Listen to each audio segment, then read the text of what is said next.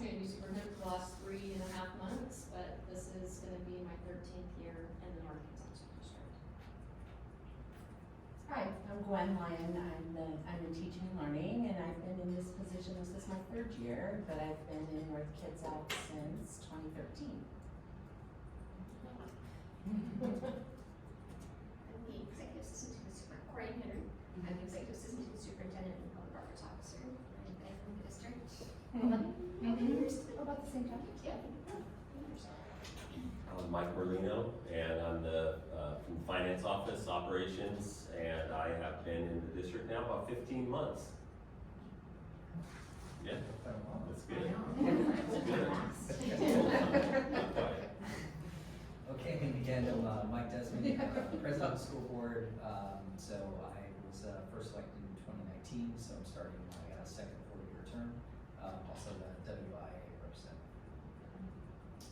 Okay. All right, and I'm Mary Bertakis, and I'm a former school board director. I served for 22 years on the Tukwila School Board, past president of OESD, and currently I serve as vice chair of the State Board of Education and chair of the Legislative Committee and the Equity Committee. And I'm a national speaker, consultant working with school boards across the country.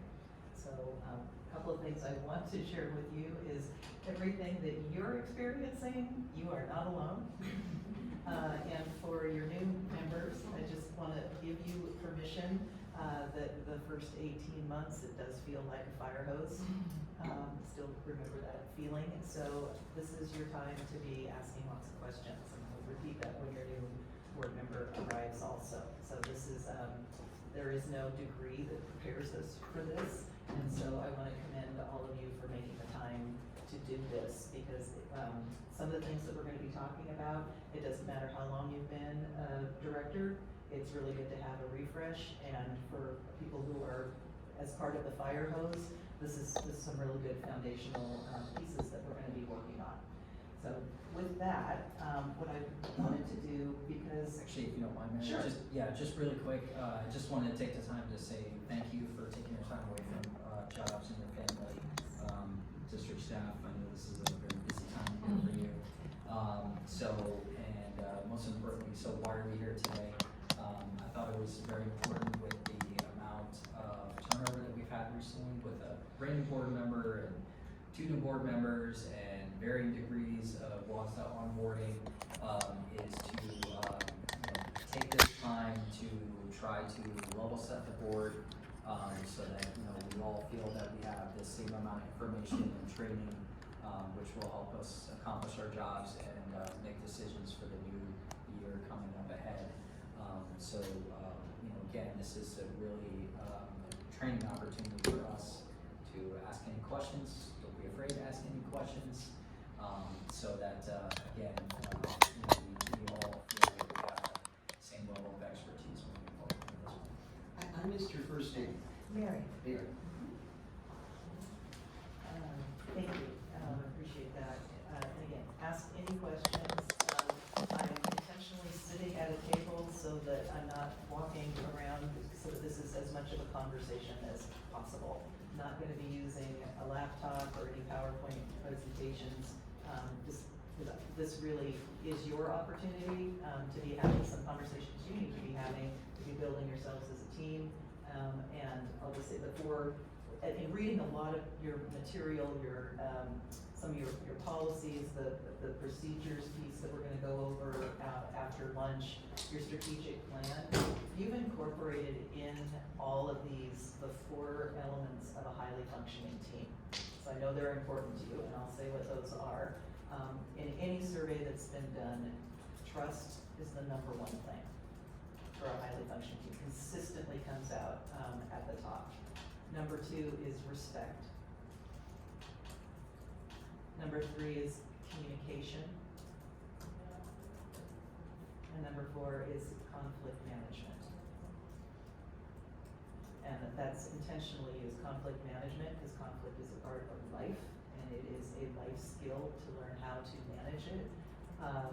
And all of these things, while they're separate, they're all interconnected. And one of the things that I noticed a lot of what I was reading through, and you've identified, is communication.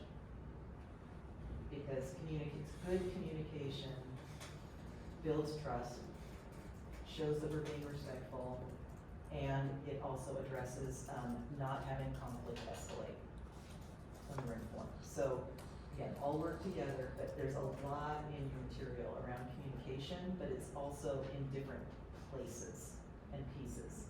And so that can feel disjointed, so just prepping you that that's gonna be one of the things we're gonna talk about when we get to that agenda item with your operating principles, is where I see pieces of that in different places and how you might want to consider putting that, all in one place so it's easier for people too. And there are ways to do that. There's a lot of boards that are doing exactly what you're doing.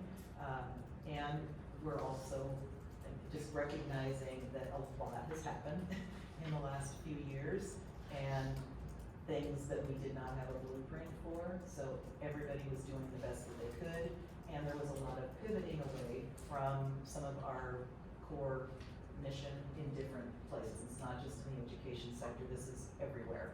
As people were responding to, an unprecedented situation in the majority of our lifetimes.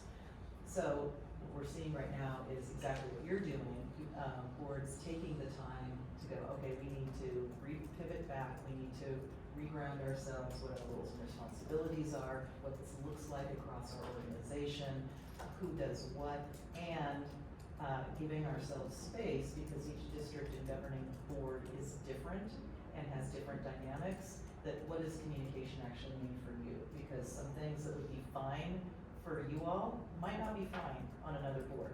And again, all of that is a reflection of the existing demographics and the composition of the board, how long people have been on the board, and then that trust, respect, communication, and conflict management. So just wanted to frame what we'll be doing in that. And so I wanted to commend you that at the front end, I can see that those 4 elements are very visible in the things that you have created as your structures. So, yay. What I wanted to do, because we do not have students present, but they're the reason that we do what we do, I have a prompt I'd like to ask whenever I'm doing a workshop like this, to as a way to bring students into the room. And the prompt is, what brings you? What do you want to accomplish on behalf of your students this coming school year? And coupled with that, if you could share a word or phrase about how you're coming into our time together. And let's just go around the room this way, because then I can just keep a track of your names that you've given me. I can start. Well, and I appreciate the question. I think, it really does make you think that what do we want to accomplish, or what do I want to accomplish? And I think, I would really like to continue to nurture an environment conducive to continuous improvement for all students. To just make sure that we're focused on that. Rita, can you talk a little bit louder? Yes, sorry. I said nurture an environment conducive to continuous improvement for all students. And I think a phrase describing how I'm coming into this workshop is with an open mind. Thank you.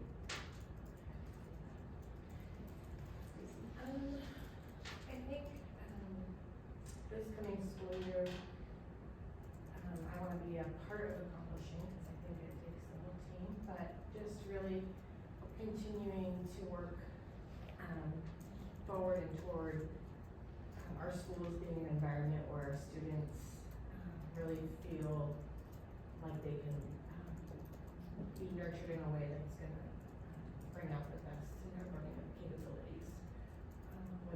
Whatever services that includes, or whatever, that means for each individual as a student. I would say in this coming to this morning, I just like to learn, I guess. Thank you. I felt like this would be a good opportunity for all of us to get on the same page, so we're all using the same vocabulary, we're all having an opportunity to share our thoughts. And also, I hope that this school year, we'll be looking for ways to bring in the voices of all the stakeholders, including parents and community and staff and students, and bring us all together like a three-leg stool that can only stand if all the parts work. And a word or phrase for how you're getting into our time together? Build stools. Excellent. I think we'll all remember that. And for my work this next year, it's my focus is on creating a sense of belonging for our students. With today's work, it's more of an opportunity for me to get to know the board members and have them get to know a little bit more of my vision for our district so that we can support each other in that. Just making an opportunity for our students regardless of their zip code. That's your word or phrase.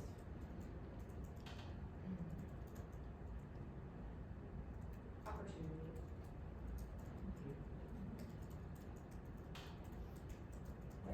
I'll echo what Rachel said, the sense of belonging along with the continuous improvement, right? We have to feel safe, they have to belong, but we have more work to do academically. That's a big focus of our team. I would say my phrase is, none of us are as smart as all of us.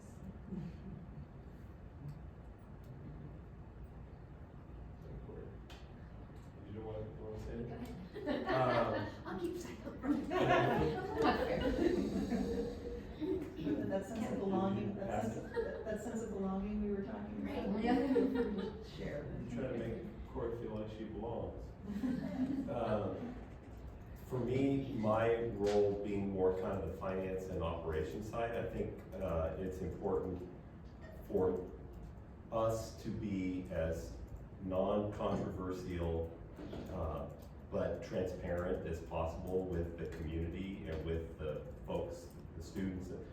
Try to create an environment that allows kids to be successful where there are distractions happening outside of what happens at school.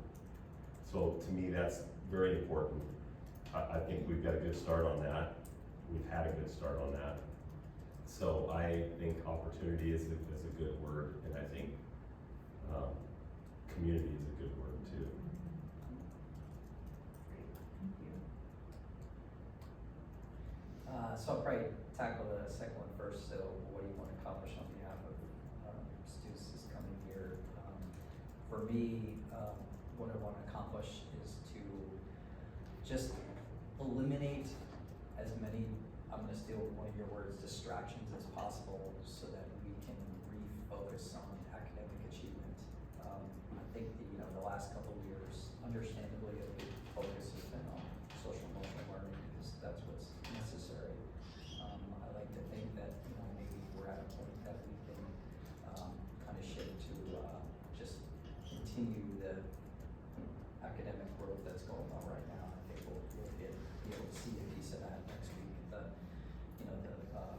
All the updates we're going to get, but that's kind of what I'm most interested in. And then the word just excited.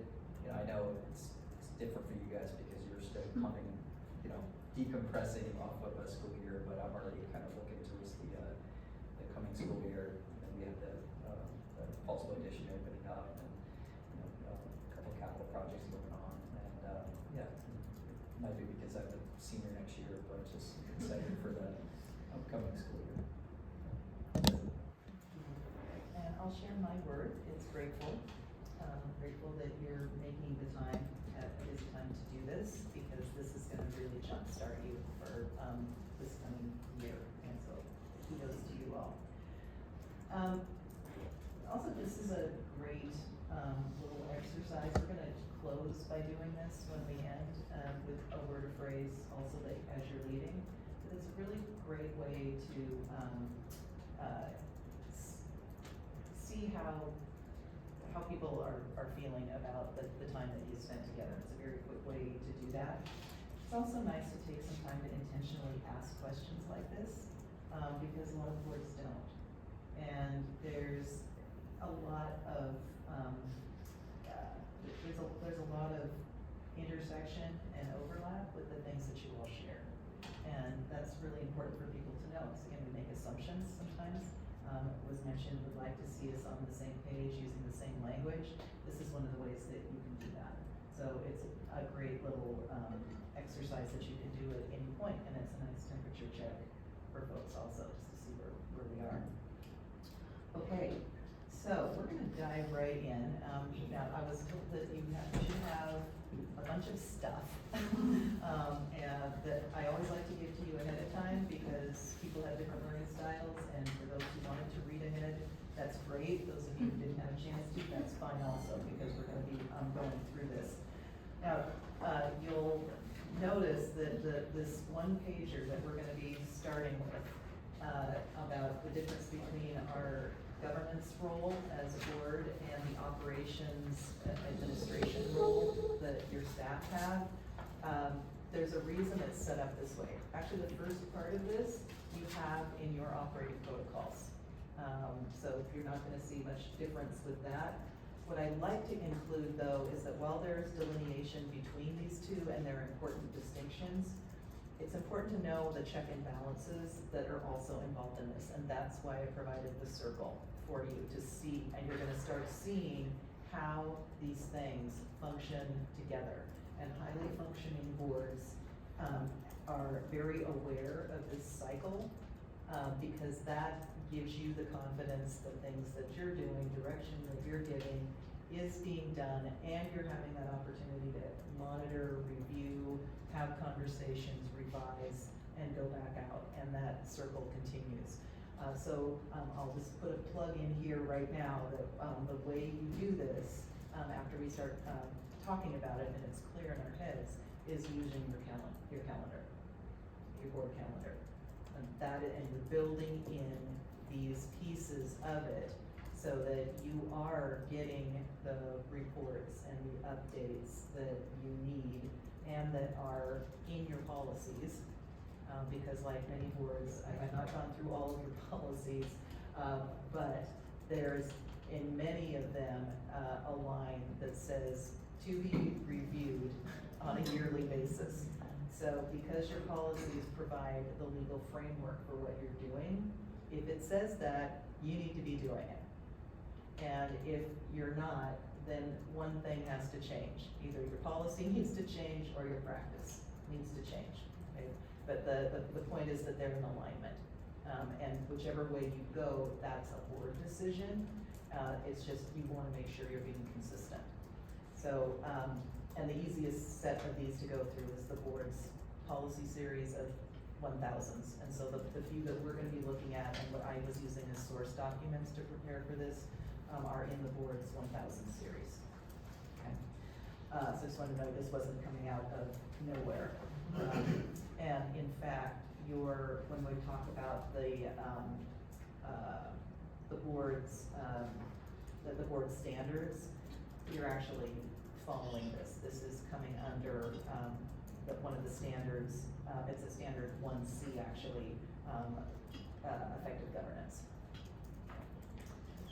Okay, were our policies 1000 written by our board at some point, or are they written by the state and we just adopt them? So, yes and. It's actually two pieces of this, so that's a great question. All the policies that you have in the 1000 series, for the most part, are in state law. And then what WASDA does is once the state legislature passes a law and the rules have been made, they then develop model policies that go out to all the school districts. That is one of WASDA's statutory responsibilities. So that the legislature isn't the one making sure that all of the laws they've adopted and whatever are there. So they get those out to you, and anytime there's been a revision, that's gonna be coming to you as an agenda item to adopt or revise, because the legislature gives you a timeline of when you have to, as a board, make those revisions or update it. So there's specific language in those that has to be included, and there's also room in there for you to do local things that are important to you. One of those is, many boards are now taking what you've got as procedures in for policy 1620, which is the board superintendent relationship that we're gonna be talking about. You've got a 1620P, which is your operating principles. A lot of boards are taking this, and revising it, putting it into policy. And that's something that you can do at the local level. So what's the difference? The difference is a procedure is something that the board, it can be changed more easily, so you as a board only adopt policy. You don't, then your staff takes that policy and develops the procedures for it. So things like graduation, there's state law policy around that you adopt, then what that looks like in the procedures, your staff does. And those can be changed at any time. Policy change, because it's a legal framework that you're using, that's why you have the process of a first reading and then a second reading adoption. We put it in front of the board 3 times. We do a policy, study session, and then we do first read and then action item to adopt. Great, yeah, like there's a basic format and then people do it differently, and I am a big proponent of study sessions. They are a fantastic way for you to get your questions answered, to learn about a particular topic. It's great for your staff and your community to hear you having that discussion, because in a study session, you are never making a decision. The action items are at your regular meetings. So, great questions, good. Thank you for modeling, but I was hoping we could and like I said, any question that any of you have, you should assume that someone else in the room also has it. So by asking them, you're helping everyone else out too. So with that sort of framing, what I just wanted to do was walk through each of these and make sure that it's clear to people what these are and the distinctions. So a really good question to ask yourself when something comes up as a board is this a what or a how? Because as a governance body, you're the ones who decide the what. So it's why the board does things like the approving and working on the mission, the vision, your strategic plan, the budgets, approving the budgets. Those are what? Because you're at the 30,000 foot level looking at things. How that's done is the work of your staff. So the question that was asked about policies and procedures, great example. The board sets the policy, which is the framework, and then how the policy is implemented is the work of your staff. So it's a really good check as something comes before you or you're presented with something, is to ask, is this a what or is it a how? Any questions about that? The board requests information and the superintendent and their staff seeks and provides that information. So again, you're asking questions. The power of the question is one of your superpowers as a board member, and it's one of the things I learned over time is how to ask questions that were actually getting me the answers that I was looking for, and not just a response. So who's your legislative rep on your board? That is open right now. So, okay, I was gonna say, because that was something I did for quite a while when I was on our board, and I enjoy it. I know that sounds strange, but I do enjoy it. Actually, my background was a poli-sci major, but one of the things I learned was, and this was shared with me by a superintendent in another state, that he never did Q&As, he did Q&Rs. A Q&A is an actual answer, a Q&R is a response. There's a difference. And I learned that when I'm talking with legislators, because there can be a lot of words coming out of their mouth, but I'm not actually getting an answer to my question. And so now I have the language to say, thank you so much for that response, but you did not answer my question, I will ask it again. So, full disclosure, my dad was an English teacher, so in Seattle Public Schools. So words are very important to me, defining words, what they mean, they are very important, especially if you're working with things where you're not using a which some of your policies are. So the words that you use are conveying a lot of things, and learning those distinctions are really important, because policy has words that are either permissive, like may, or words that are directive, like must.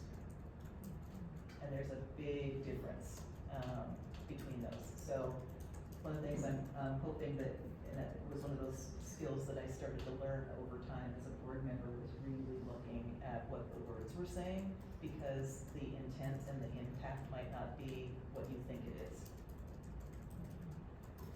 Okay. Any questions about the requesting and seeking? Okay. So the board considers issues, and the superintendent provides recommendations. Please note that that is plural. And that's a really important thing, is that the information that you are seeking and being provided helps you as you're considering issues, and it's important for you to know what your options might be. And usually there's more than one option. We, on our board, had an expectation that we would have 3 options presented to us.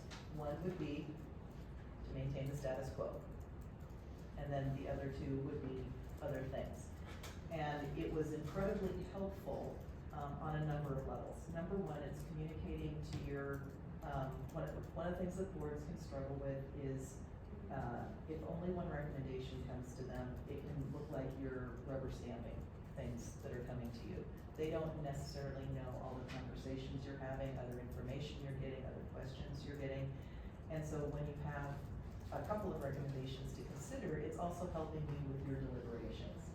And there were a number of times where, because we had been given more than one option of the way we could approach something, the discussion that ensued from that meant that we were using some kind of combination of what was presented, and it made for, we felt, better decision making on our part. And I will say that that's another mark of a highly effective board, is that you have to make decisions based on the information that you have, which is one of the reasons why you want to ask questions, to make sure you've got what you need. But you can't continue to stay in that space. You do have to make decisions. So you make the decision based on the best information you have at that time, and courageous boards will revisit decisions when more information becomes available, to say, you know what, we did the best we could at that time with what we knew. Now we know more. We want to take a look at this again. And that's just good leadership practices. So want you to not feel like you have to be a party to what's called the sunk cost fallacy. I don't know if everyone's familiar with that, but it's, well, we've invested this time and energy into this thing, so we're just gonna keep doing it, as opposed to just, you know what? Yeah, we spent the time and energy on it, we're seeing that this isn't having the impact that we want, we're stopping, we're gonna go in another direction. So, just, again, bringing into your space that you're having together that all of these things are legitimate pieces of the role of a board, but because you are deliberating things and looking at things. And we're always getting new information. Yeah. Can you just give an example of kind of a best practice if, like, we had made a decision and then we get more information, like what exactly would that look like for our board? How, a best practice for how we would So handle that? this is a great question for, you know, what might be an operating principle for you all? What would that look like? You know, how, are you gonna give something a year, 2 years? I mean, we know in education that for a lot of things, it takes at least 3 years before you start seeing the impact of something. And one of the problems we've encountered over time is people don't give it enough time, on the one hand, for you to see that impact, and then we move on to the next thing, and then we wonder why things aren't happening. So it's, I would say it's situation dependent. If you're talking about a curriculum piece, just, you know, the time it takes to train your staff, for them to get comfortable, to be able to implement with fidelity. What does that look like in your district, and the expectations? that would be things I would expect your teaching and learning department to be coming or having some thoughts about. If it's whether to run a bond, for example, you know, you're not gonna be doing that in a vacuum either. You're gonna be getting community input, you're gonna be looking at a whole lot of long-term things that are operations related to decide, is this something we should be doing or not? And that absolutely can shift, as financial things can change, or you may have a boiler blow. And then that starts to move some things up on the importance scale. So there can be a lot. I mean, there's so many things in your system that can trigger you wanting to look at something again. I think it's just important for you to know that that's a really good practice to be saying that. And whatever your process is for putting things on your board agenda, that's what you would use to be bringing that up again. There was a fairly simple one that the board just re-looked at. I know we, 2 years ago, brought 2 different calendars to the board, 2 options, chose one calendar. This just last board meeting, we went back to the calendar committee, so stakeholders involved to look at it. We have many employees that have students and children who live in other school districts, Bainbridge or Central Kitsap. And so we brought it back to committee. They made another recommendation to the board that the board approved to align with our 2 neighboring school districts. Awesome, great example. Yeah, and it, you know, so you're gonna be confronted with these things a lot, and so again, just, I'm officially giving you permission to say, we don't have to just continue down this path, let's take a look at something again. And you could come to the conclusion that of all the options available to you, the path that you're on is the one that you should continue with. Like I said, status quo might be one of your recommendations or one of the options. Does that make sense? Yes. Great, thank you. Okay, is this clear? Questions? Okay. All right, next, the board creates, reviews, and adopts policy. And then your staff implements the policies and develops procedures. Now, a question that often comes up is, you know, basically tied to the question you had asked earlier about where does this come from and how much leeway do we have? There's a lot that you don't have leeway to make changes because you cannot stray from what the language in the in the RCW, what it said. And so there were a few things that we were just scratching our heads, that we just finally just shrugged ourselves, okay, we have to include it. It was part of federal law, so it had to be, we had to use that language, even though it didn't really make sense for our situation, but it also wasn't causing harm to anyone. It was just one of those, okay, this is weird, but it is what it is. So, but you do have that important piece of the reviewing. And it is strongly recommended that all boards be on a review cycle of all of their policies that is a 5 to 6 year review period. You do not want to have policies much older than that, because you're going to run into the problem of probably your policy and your procedure are gonna be out of alignment. Because in that time, I mean, just think about something that was written 6 years ago and everything that's happened in the last 6 years. Stuff might not be relevant or might need to be adjusted. Now, it's not to say that some of that wasn't happening, because as over the course of the year, after every legislative session, whatever's passed, there are gonna be some things that will come in front of the board. So so this is why you end up having this sort of patchwork thing within your policies where something's been brought to your attention because there was a legislative need to address it, but it doesn't mean that everything in the whole policy series has been updated. So this is, again, going back to your board calendar, really important. A lot of boards will take on one policy series a year to review and update.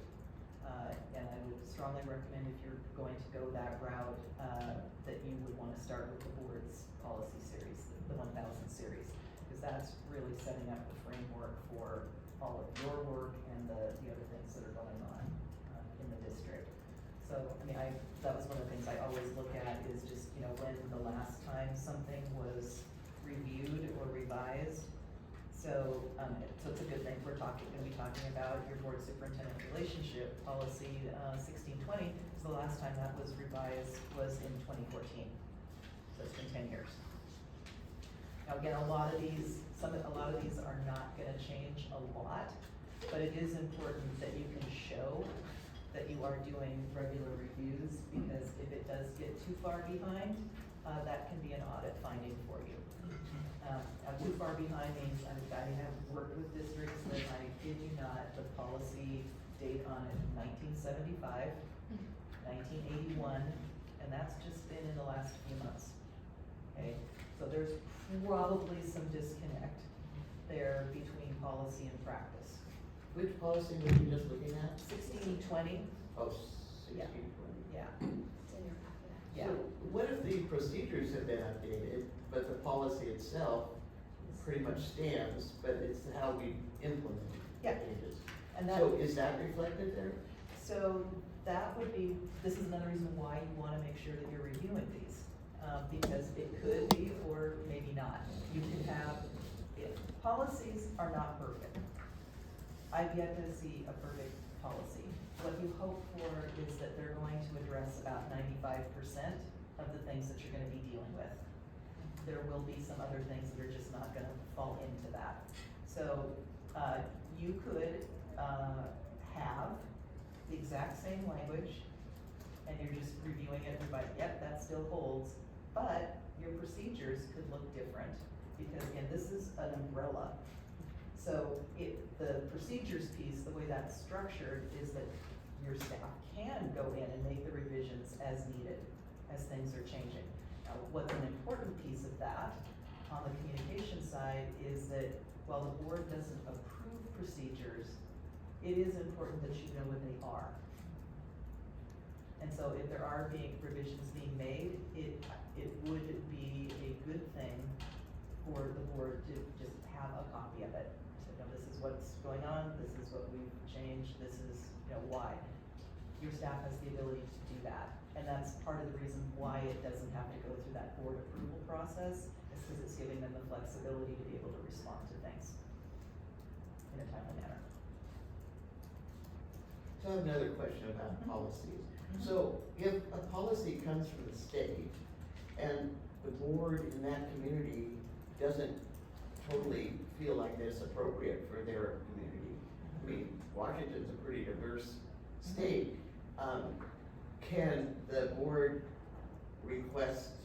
local board request a review of that by someone and say, hey, here are the reasons why we don't think this applies, or? This is why your legislative rep on your board is a very critical person. Because the easiest way to address what you're talking about is before it becomes a law, or before it becomes revised. And that is why the legislative reps are the people who are getting the information from WASDA about what's happening in the state legislature, what bills are being considered, what kind of impact that's going to have. I did that for years, and it was really helpful because you can't assume that your legislator, I mean, they're getting hundreds of bills dropped in their lap, and education is just one segment or sector of it. So they're not looking at everything. I'm not gonna fault them for that, but that's where our advocacy role, because that is one of the official roles and responsibilities of a board, is to do advocacy work on behalf of your district and your students and your community. And so we would let our legislators know, if you vote for this in its current format, this is the impact it's gonna have on our school district. And we would hope either that you will support this because this would be a good thing for our kids, or that you will not do that, and in fact, we have a recommendation for you on what we think would be better. So that is why, for any of these things that we're talking about, being proactive is gonna be way better. And yes, something goes into law, we have a process for changing laws. Now, some of the laws that go into effect, there might be, like initiatives. If an initiative goes to the voters and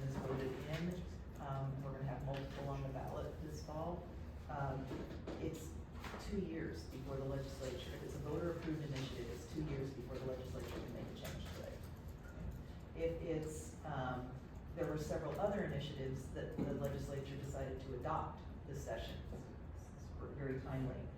In that case, because they adopted them, they can go in and do revisions to them within a year.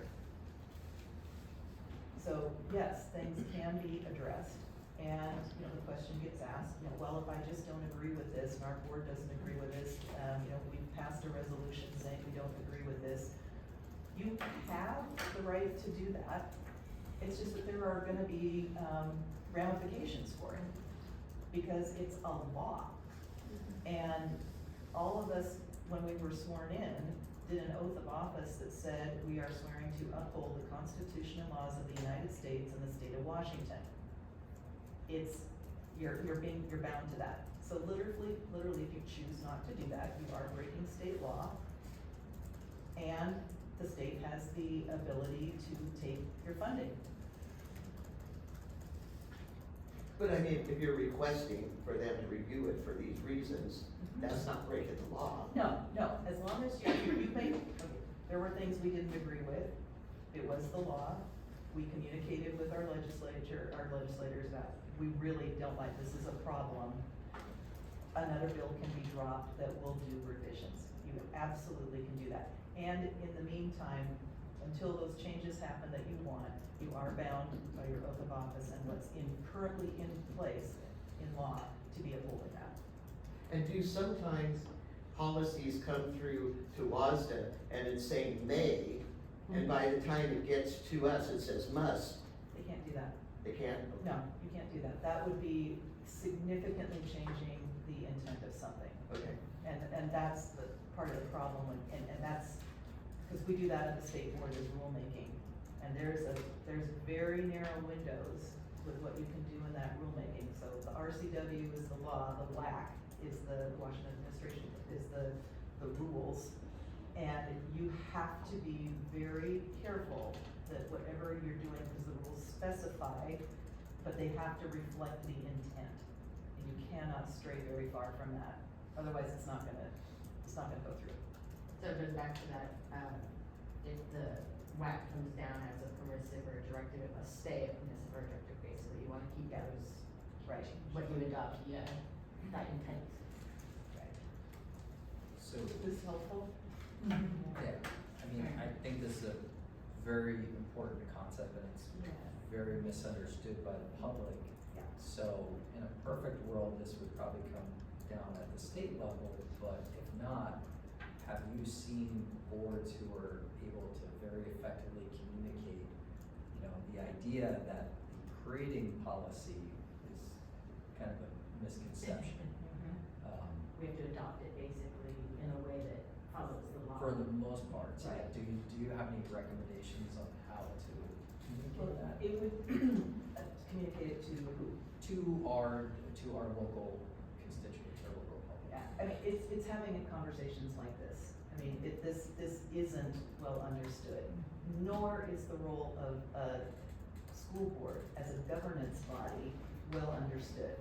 And I do want to address that, but I also want to welcome our new member, literally. So if you would be so kind as to introduce yourself. I know you haven't been on the board very long, and then we had asked people to share what do you want to accomplish, your response to what do you want to accomplish on behalf of your students this coming year, and either a word or phrase as to how you're joining us this morning. Well, first off, I apologize for my tardiness. Someone took a little bit of blood out of my arm this morning, so. Edward Wright is my name, and I am very appreciative of this opportunity. I feel like a babe in the woods, having only been on the board for 3 weeks now. I'm still kind of learning where the shopping carts are. So, what I hope to accomplish is to understand the role that we play in the education of our students and how we can indeed make sure that we're meeting their needs. I've never been one for being wrapped around process if it doesn't obtain an outcome. And so I'm very keen on learning about how the district runs and its policies in relation to the delivery of the education to our charges. And are we doing it efficiently? Are we supporting our staff as they work?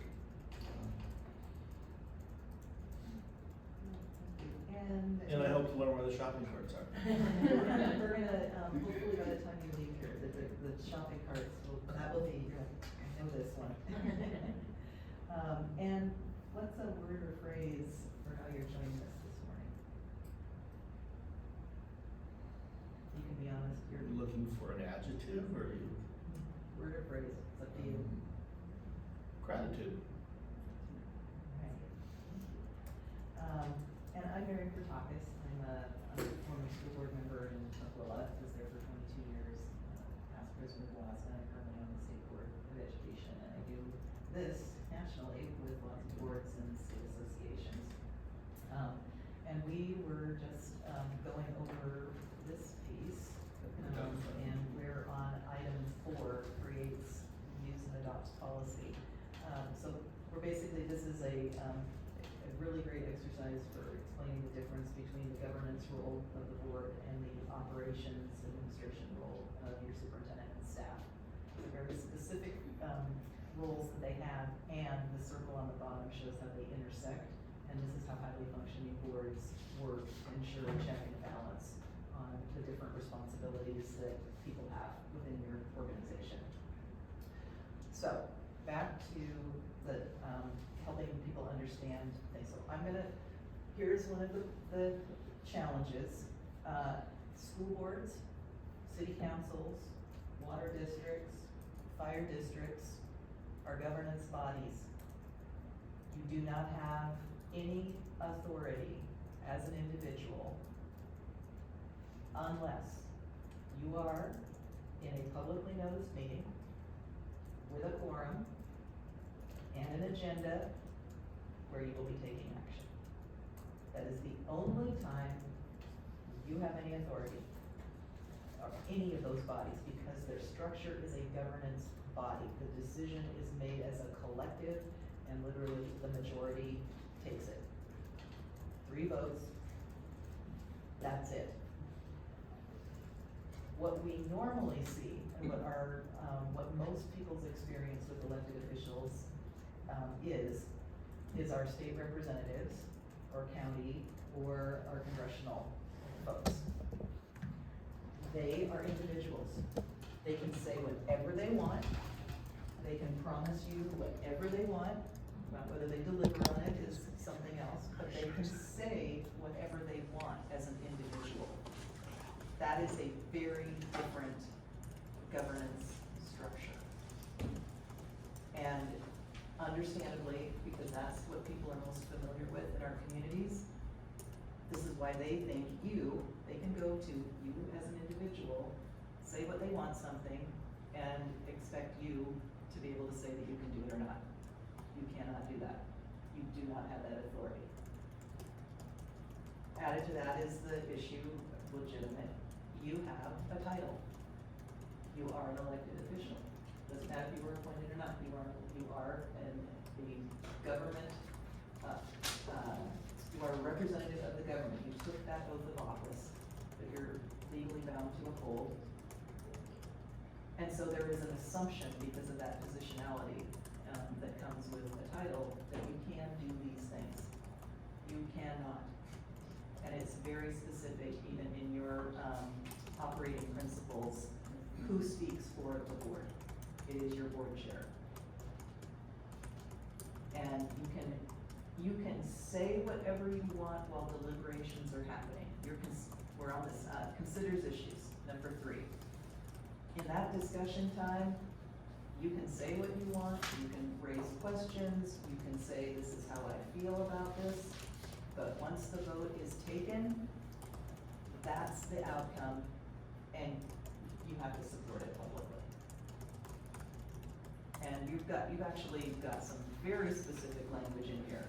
This is very interesting, because anytime I read these, it tells me what was probably going on at the time that it was created, because people emphasize different things, but there's very specific language in here on what you're supposed to say if you don't support what a board decision is, making it very clear that you are speaking as an individual, you are not speaking on behalf of the board.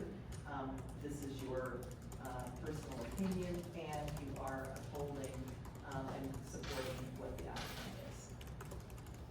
So this, again, school boards, city councils, water districts, fire districts, all of them function under this type of thing where they have no authority unless they're in these positions.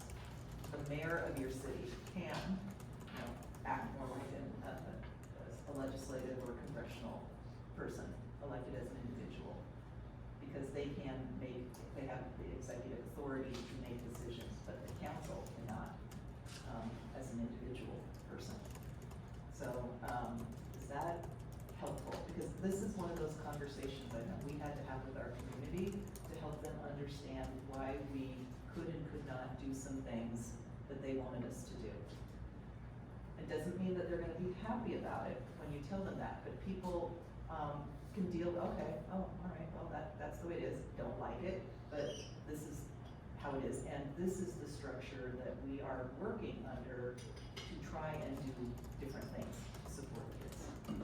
So, we're the ones who hold the information, so it really is on us to help people in our community understand the why of some things. Another biggie is why you don't respond during public comment. And once I had the conversation with our staff about why, they're like, oh, okay, that makes sense, we didn't know.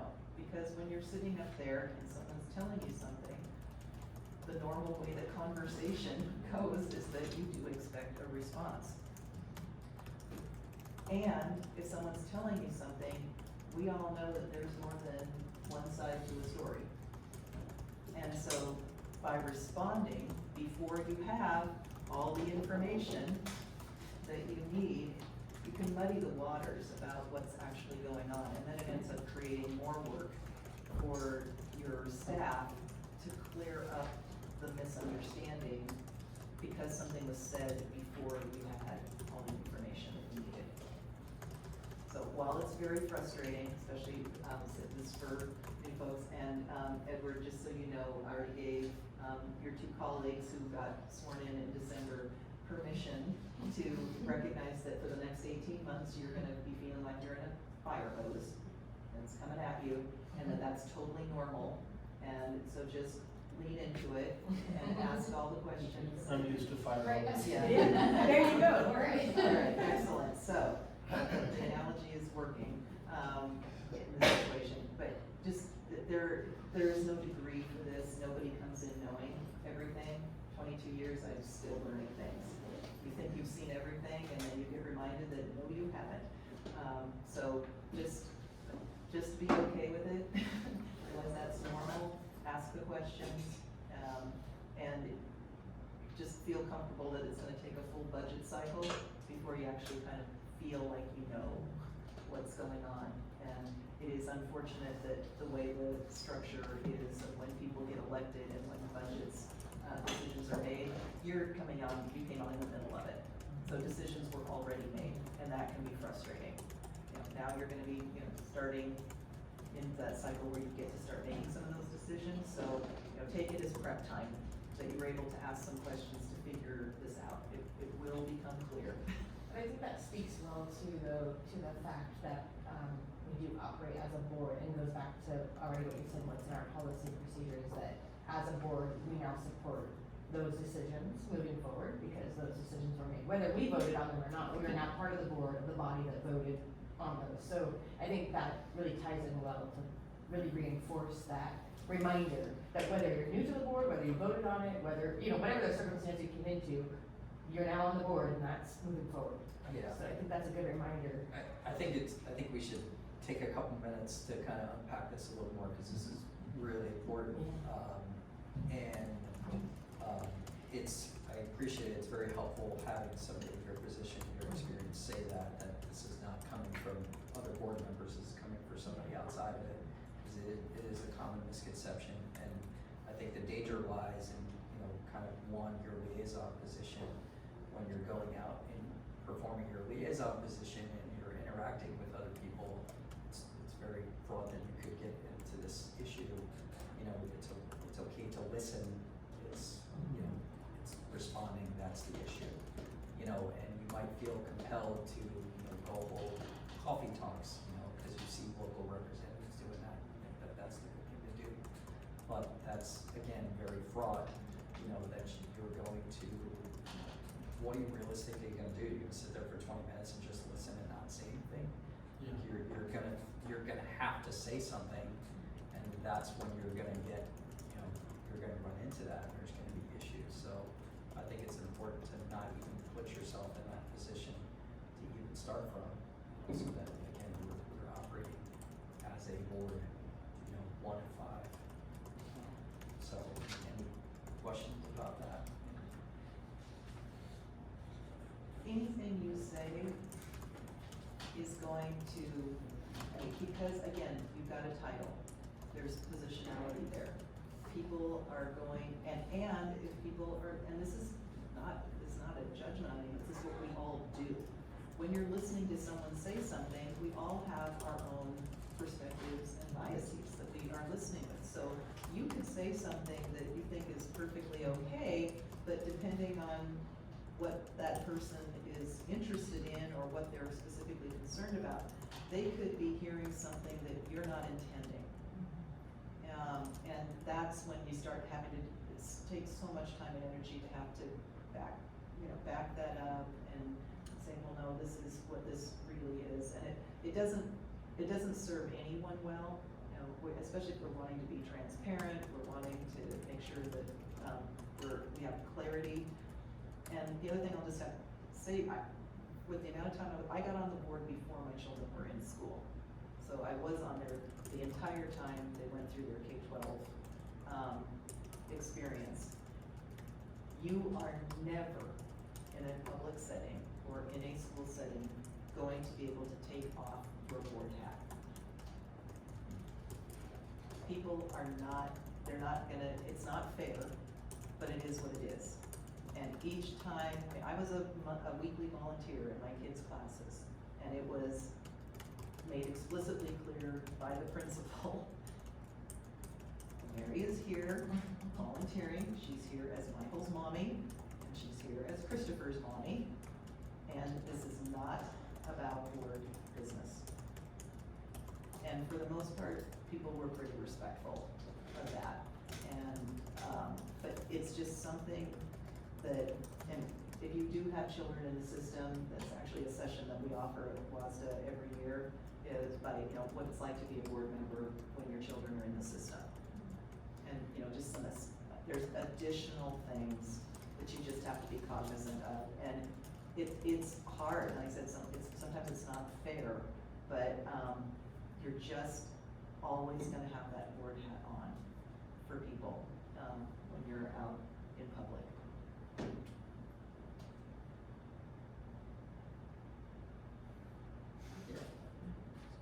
It's just, yeah, it is what it is. Everybody, every school board member experiences that. And I wanna commend you with the introductions that you did, that you've talked about, where you are liaisons to, because that's important too. So, it's great and it's important for you to be there and listening to what different, members of your community have to say. And it's important for them to see you there. I took a lot of notes, when I was doing that, and, you can thank people for sharing, concerns, and then, again, your communication protocols, when you do these things, do you then provide this information to the superintendent? Because you're not the person who can solve their problem. The staff are the people who can solve their problem. One of the best things we can do when people bring an issue is to redirect them to follow the chain of command. And if you are well versed in knowing, oh, you have a concern about this, this is the person you should be talking to. You're really helping people who are already frustrated if you can direct them to who should be the person, you know, and help them get to the person that, or people that can help them. And also then reminding them that, conflict and issues are best solved at the lowest possible level. So if they have a problem with the teacher, have you talk with the teacher?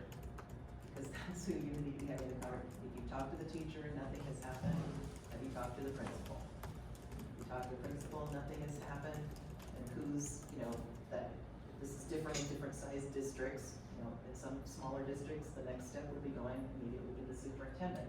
In larger districts, it would be going to, you know, somebody who's a director, you know, for something. And the reason that you have to do that, is how many of you are aware that the board has a quasi judicial function? And what that means? Right, so if there's any appeals to decisions that we have to weigh in on those. So if we weighed in earlier, it now creates a conflict, an ethical conflict for us, right? You are the last resort for, a discipline appeal for students. There are some districts that do this regularly. If you wanna know more about that, the Yakima School District does this a lot. But for, discipline issues that are being, contested, or, personnel issues that, have a decision might have been made and they want the board to know about it, if you have had conversations with the people involved in that, you have to recuse yourself from being a part of that appeal and any vote on it. Because it is a conflict of interest. And it was really helpful when I was able to explain that to members of my community about, it's like, you know, here's what you really need to do with the process, directing you to follow the chain of command. And, I'm really sorry that I can't engage with you more about this topic, because it could, at some point, end up coming before me as a board member. And if I continue to talk to you about this, I won't be able to weigh in on it. And so, the more transparent we can be with people about these are the constraints we have. These are the things that we have to work under, the better off it is for everybody. Like I said, it doesn't mean people are gonna be happy with it, but I can deal much better with something when I understand the reason why than if I just don't know and it feels like you're just ignoring me, or you don't care. Is that helpful? I think that that's a really fine line, because if you're not listening to people when they have a concern, then what do they assume? They assume you don't care, you know? But if you listen to them and can redirect them, or even say, well, we have policies on that, you know? For me, that feels like they know that we know, and that we hear them. So I just feel like there's a real fine line between saying, oh, don't talk to people, don't go out and talk to people, Yeah. and then I feel like, wait a minute, that's the point of having a school board. So, Something to keep in mind though is, I wanna know what you know. You know, I don't want you to be the only one hearing from that person, so if you can redirect them to other communication methods like email or public comment, where we all get the ability to hear the same feedback too, is important. I don't wanna rely on you to have to parrot everything you hear, you know, from other people when you're out and about. Kind of the telephone game, right, Yeah. where we're passing along information, and then by the time it comes to the board, if it ever makes it, now we're like, in this, trying to unsort, or sort things. so that's a really critical thing for you all to be talking about. You actually have what you're supposed to be doing in that situation in your operating principles. Information is something that you're supposed to tell the superintendent. Your board chair needs to be aware of it. If it's something that's requiring, a response, and we always did this in public comment time, you know, when I was in the chair role, I would turn to the superintendent and say, you've heard the concern, will you please follow up with this person and, let the board know what a reasonable time frame is gonna be that we can expect a response back, close that circle of, you know, the communication loop. The person who's now done public comment knows you have heard, knows it's been directed to, they know that they're gonna be followed up with. And we also have to, there's a realistic, thing related to this, that there is a big difference, between you listening as a board and people saying, you didn't listen to me or you didn't hear me because you didn't do what I wanted you to do. Okay? So just because I certainly didn't, come out on the side of a majority in different votes that we took, I didn't always get my way. That's life. That's part of being, in a leadership role. That's part of being a governance body. So you have identified that there is that fine line, and I don't want you to hear me say, because I don't believe I said, don't talk to people. It is important for you to be listening. It is important for you to be able to redirect people, either directly to the person they should be talking to, or helping them understand what the chain of command is, for them to be doing that. It is important for you to be sharing that information with, because you can't solve their problem. You gotta get it to the person who can, or who can delegate it to the person who can solve it. And it's important for your board chair to know what is going on, because they are in the role of being a spokesperson for the board. Does that give you some tools for this? And then, like I said, the public comment piece, that was something that we intentionally did. I mean, we knew the superintendent was gonna follow up with them, but it was important to say it. And so that the people that they know, you as a board are not responding to me right now, but I know that this did not just go into the 86 hole, you know? There is something that is going to happen. Yeah, and like if you would say that, then we would know that somebody, one of the directors or the superintendent is addressing them. Because sometimes I don't find out until kind of through the grapevine that that person's concern was addressed. But I think if you did do it publicly, and then we would trust that our super took care of that. And I don't know what your so when those things would happen, our superintendent did a weekly or bi-weekly update to us. And so things like that were things that were, met with this person, this is, what we were able to do. And, of course, if it was private things, then you're not gonna put that in a public, something that could be a public record. But they can't, that was how we closed the communication loop, so that we knew that it had been addressed. And if it hadn't been, then we could ask, like, okay, can you give us an update on where this is? Because sometimes the issues that people are raising are pretty complex. And it's not gonna take an easy, one-step thing. But, it was important to us to just know, okay, it's in process. Something is happening with that. So again, these are why your communication protocols are really important. The last thing a lot of boards will put as one of their protocols that everyone has the same information. That is a very foundational piece of building trust. No one likes to feel like they didn't know what was going on. Edward, I started off in my introduction by talking about the four elements of highly functioning teams, and it's trust, respect, communication, and conflict management, which are reflected very strongly in a lot of your documents that I reviewed. And I'm gonna continue to refer to that because they all are interconnected, and when we're doing one, we're facilitating the others. Questions about this? Okay. All right, fifth one. The board approves and reviews plans, and the superintendent and their team implements the plans. So now you can start seeing we're on that circle down below, where we're at the very top says adopts, goals, plans, and policies. That's the board of directors. That goes then to your admin. They're developing those plans. In some cases, the plan would need to come back to the board to be approved. If it's a strategic plan, if it's, other big initiatives, if it's your putting out everything together to run a bond or a levy, those different things, all of those have to come back to the board.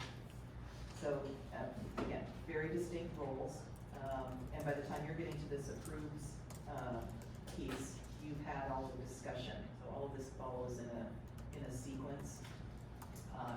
And it is important for boards to also know that if you always have the option, as soon as I say always, I should not use a superlative, because there, as I said, there's always gonna be a 95%, but in most cases, if you feel like you don't have enough information to make a decision, you do have the option to table something and get more information about it.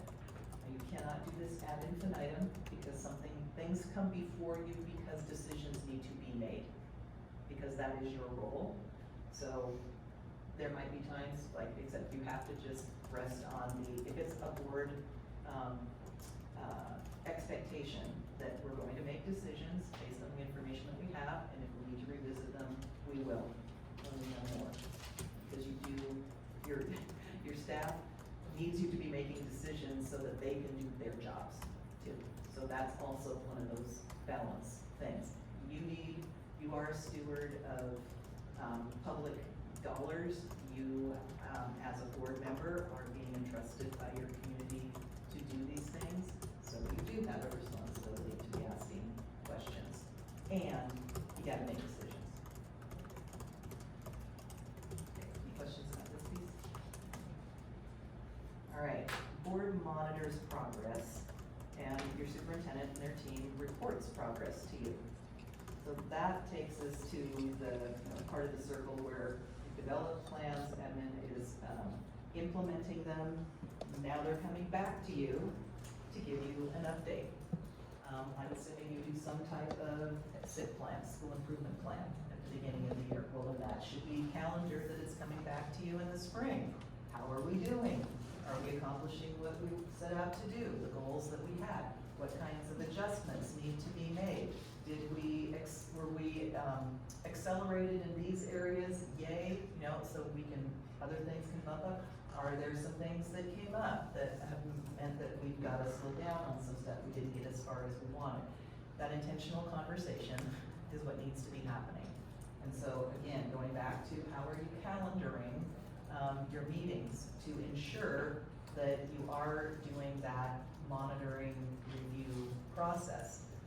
The beauty of having that set out, we always did it for the year. We took a long time to develop this great calendar, and it was awesome because everybody who needed to do a presentation to us that year knew exactly when it was going to be. There was no gotcha. People had plenty of time to prepare. We knew exactly when things were going to be coming back up for us to take a look at, so we had confidence that these things that were board goals or whatever the elements of the strategic plan were that we were focusing on and funding for that year, we were going to be getting the updates and the reports. All of that allows people to function well within their roles and responsibilities and with confidence that things are happening. And it's important because it's just hard. There's so much coming at all of you, all the time. All the time. So to be able to have that in place was something that we really, really appreciated. And the nice thing about that was we always left space. There was blank space on there, on the agenda, so that if there was an issue that was coming up or something that we were like, oh, we really need to have a study session on this, or we need to inform ourselves about it, we have the space to get it in there and do it in a timely manner. So it makes, as a board, it helps you not feel like you're constantly reacting to things and trying to play catch up. It allows you to be much more proactive. Is this making sense? Okay. Next one, the board contracts with personnel, and the superintendent and their team supervises the hiring process and practices. So, who is the board's employee? Superintendent. Do you have any other employees? No, you do not. The only person you have any involvement in for the hiring, evaluation, removal of is the superintendent. Now, when you do bargaining, and bargaining has, you've decided on this, you do sign contracts for everybody as personnel, but that's, you know, it's not, and bargaining is its own thing, but you sign these contracts after the, contract has been approved. But you do not supervise anyone else. You approve people who are hired, that should be coming on your consent agenda. But you are not involved in these other pieces. So like, basically, for me, I just keep in mind, that's kind of that decision making, that we need to make the board decision, as a governance structure at that umbrella level. So we're making that decision, for business, but not the operations, just like the county side, here, the day-to-day, right? It's, You're not supervising anyone else, you're not hiring anyone else. No. It's one employee with 5 bosses. Yay. Okay, any questions about that? The board approves evaluation criteria, / procedures. I have, gotta be careful with the usage of that word, but criteria. And then your superintendent supervises and evaluates personnel. So whoever's in that seat is the only person that you are evaluating. And it is a legal requirement that that evaluation takes place on a yearly basis. And it should be tied to whatever contract is in place, and whatever the dates are in there, you need to honor those dates. And if there's a reason not to, then that needs to be an intentional conversation with your team of 6 about that, because you do have a legal requirement to ensure your superintendent is evaluated yearly.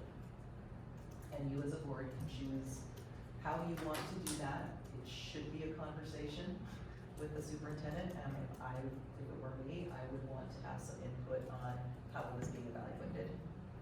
That's a respectful thing to do with anyone, and the evaluation should be a conversation. And just like we're talking about having things on your calendar to review, your evaluation should not be one point in time. It should not be a summative thing at the end of the year. There should be some 2 to 3 checkpoints in the year where you're just checking in with the superintendent and having a conversation about how things are going. Because again, like we said, with policy and procedures, things can change. And you can plan for something and stuff can come up that you have no control over and you have to adjust to it. That's fine. Let's have an intentional conversation about it so it's not a surprise to the board that something that was set out as a goal or an expectation, we're not there, and you make those adjustments during the year. It also makes your evaluation at the end of the year much simpler because you've got these checkpoints as a part of your evaluation process to be able to, inform your conversation when you are doing it at the end of that cycle, whenever that is for you. Does this make sense? You approve, review, and monitor the budget, and the superintendent and their team formulates the budget to come to you. So I often get the question from boards where they feel like they don't have a lot of say in the budget and it's just coming to them. So my question back to you is, at the front end of the process, are you setting priorities for what is going to be the budget? Because remember, you're guiding and directing. So we had a list of priorities that we put on the website for everyone to see, so that it was no surprise to anyone why the board was prioritizing the things that they were prioritizing. This was really important when we went into, because I was on there long enough to have the unpleasant task of having to make budget cuts. And so if you have already determined what the priorities are for funding, that makes a very painful, unpleasant thing a little bit easier. Because again, there's no surprises. And, it's also helpful for your operations and your budget director that they're spending a lot of time putting this stuff together for you.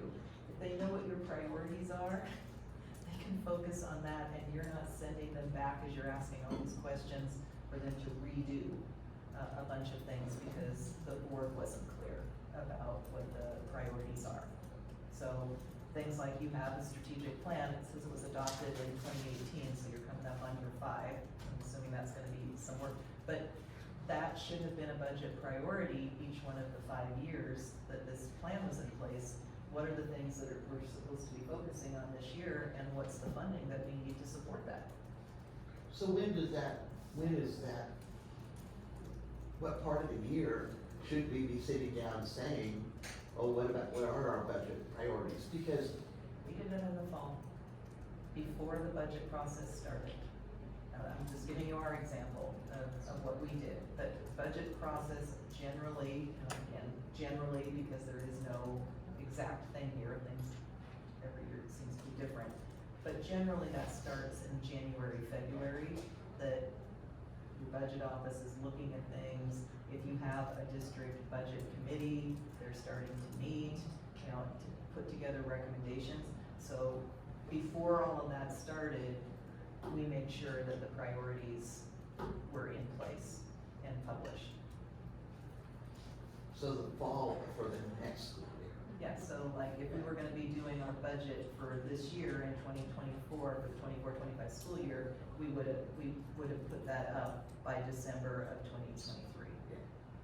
And when you say priorities, is that aligned with the board goals? Is that? It'd be aligned with the board goals, it'd be aligned with your strategic plan. There were also things that we looked at because, our district had, so many, immigrant refugee students, ELL kids, kids in trauma. There were just a lot of things, going on, and over 80 languages at that point, spoken with about 3,000 children. So, it changes your conversations. You have to be responsive to the student demographic in your district. So one of the priorities we put was resources were going to be targeted at students who were testing in the lowest 25% on the state tests. Clearly they needed all kinds of supports. And it's pretty hard to argue if you're saying you're trying to support all children, if you've got a budget priority like that. As people, especially in a deficit time period, and people were going to be, this is the normal thing that happens, they're gonna lobby for their favorite program or initiative. And, you expect that, so to be able to say, this is where we're gonna be targeting the resources we have, this is why. Is anyone gonna disagree that the kids who are in that lowest quartile, or that low quintile, however you wanna do it, shouldn't be getting resources to help support them? So can I add one thing to that I would say you see happening across the state is what's changing. I don't think that absolutely there's board priorities and there should be board priorities, but the contracts that we're agreeing to are driving a lot. That's really the priority, and it's what has become the priority across the state, because you have to take care of your contracts, you have to take care of employees, and then you go to those next things. It's just, it's not in a vacuum, things. Yeah, for every district, it's about 75 to 85% of your entire budget is salary and benefits. And you are legally contractually you have to meet that, and then everything, you do the other things after that. And I think that's also something that a lot of our communities don't realize how high that percentage is. And things that are encumbered in your budget that you are obligated to take care of, and then you're having to work with the rest of it. So it can be a very frustrating situation. And that's what leads to a lot of these difficult conversations that have been occurring across the state. And in our district? I think Our budget right now is stable. We're not having to make reductions this year.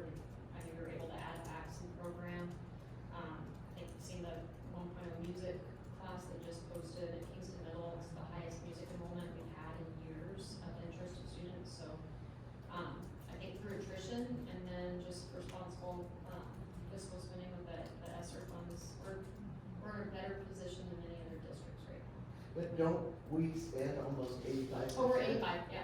Yeah, Which is on some- personnel, so we don't really have much say, except, and then I would think a lot of it is maintaining Utilities, buildings and all that insurance. sort of thing, right? Well, yeah, some of the maintaining buildings really came from our 2018 and 2022 levy, capital facilities levy, but, we have some grants that we receive and apply for, so. This is why your legislative advocacy is really important. Yes. I mean, you're making the case right now why it's important that you have a ledge rep on your board who is engaged and informed about what's happening, in our state legislature. Because this piece is, they also are responsible, state salaries, as state employees, what's happening, what's going on there, how is that being funded? And you do have different budgets, your capital budget, and there's restrictions on your transportation budget. You can't use that for these other things. If you've had a tech levy, it has to go for that. These are anything that's voter approved money, whatever you put in that description, of it, that's what you have to be funding. So, again, even as we're talking about this, it can sound like you get to do a lot of things, but you have a lot of constraints. And there's just times when you have to make some very tough decisions. And so the more people know about why you're doing what you're doing, again, they might not be happy about it, but they can understand the why. And the other helpful thing about that is, for years I heard, well, that's so, why are they doing this? It's such a stupid thing, just do blah, blah, blah, blah. If it was easy to solve, it would have been solved. Because there's a lot of very smart, well-intentioned people who care deeply about kids and want to do the right thing. And we're talking about really complex issues, which is why this is why we have a governance board structure is, people coming to the table with different lived experiences and different perspectives, because this can be challenging also, but it is a fact that research bears out. It's much easier, it's called in-group bias, to be in a group with people who think very similarly. You can come to decisions very quickly because you're coming from similar worldviews or perspectives. And you're probably not gonna be making the best decisions. Whereas when you've got people with really broad lived experiences that come into something, they're bringing that into that space, and you are gonna be making better decisions because now you've got the benefit of multiple perspectives that are not like your own, to be able to be a part of that conversation. So that's one of the reasons, this is a unique thing. I was a Peace Corps volunteer overseas. I was constantly having to explain what our system is here because it is really different. Most other countries, it's the central government, federal government that's making the decisions about all of this stuff. Local control is not a thing. So, and with that then comes complexity. So thank you for serving. But, Mary, I have another question about the superintendent evaluation piece. When we look at the contract to hire a new person, at what point in the process do we need to decide if there's something else we need to add to the contract for evaluation purposes? I mean, because we kind of lost the superintendent, and I don't know if there could have been something in the evaluation process that we could have helped avoid that. I mean, I don't know, but it doesn't seem like when we did the evaluation, there was not really a category to evaluate what wound up getting dismissed. You know what I mean? yes, so your evaluation and your contract are two different things.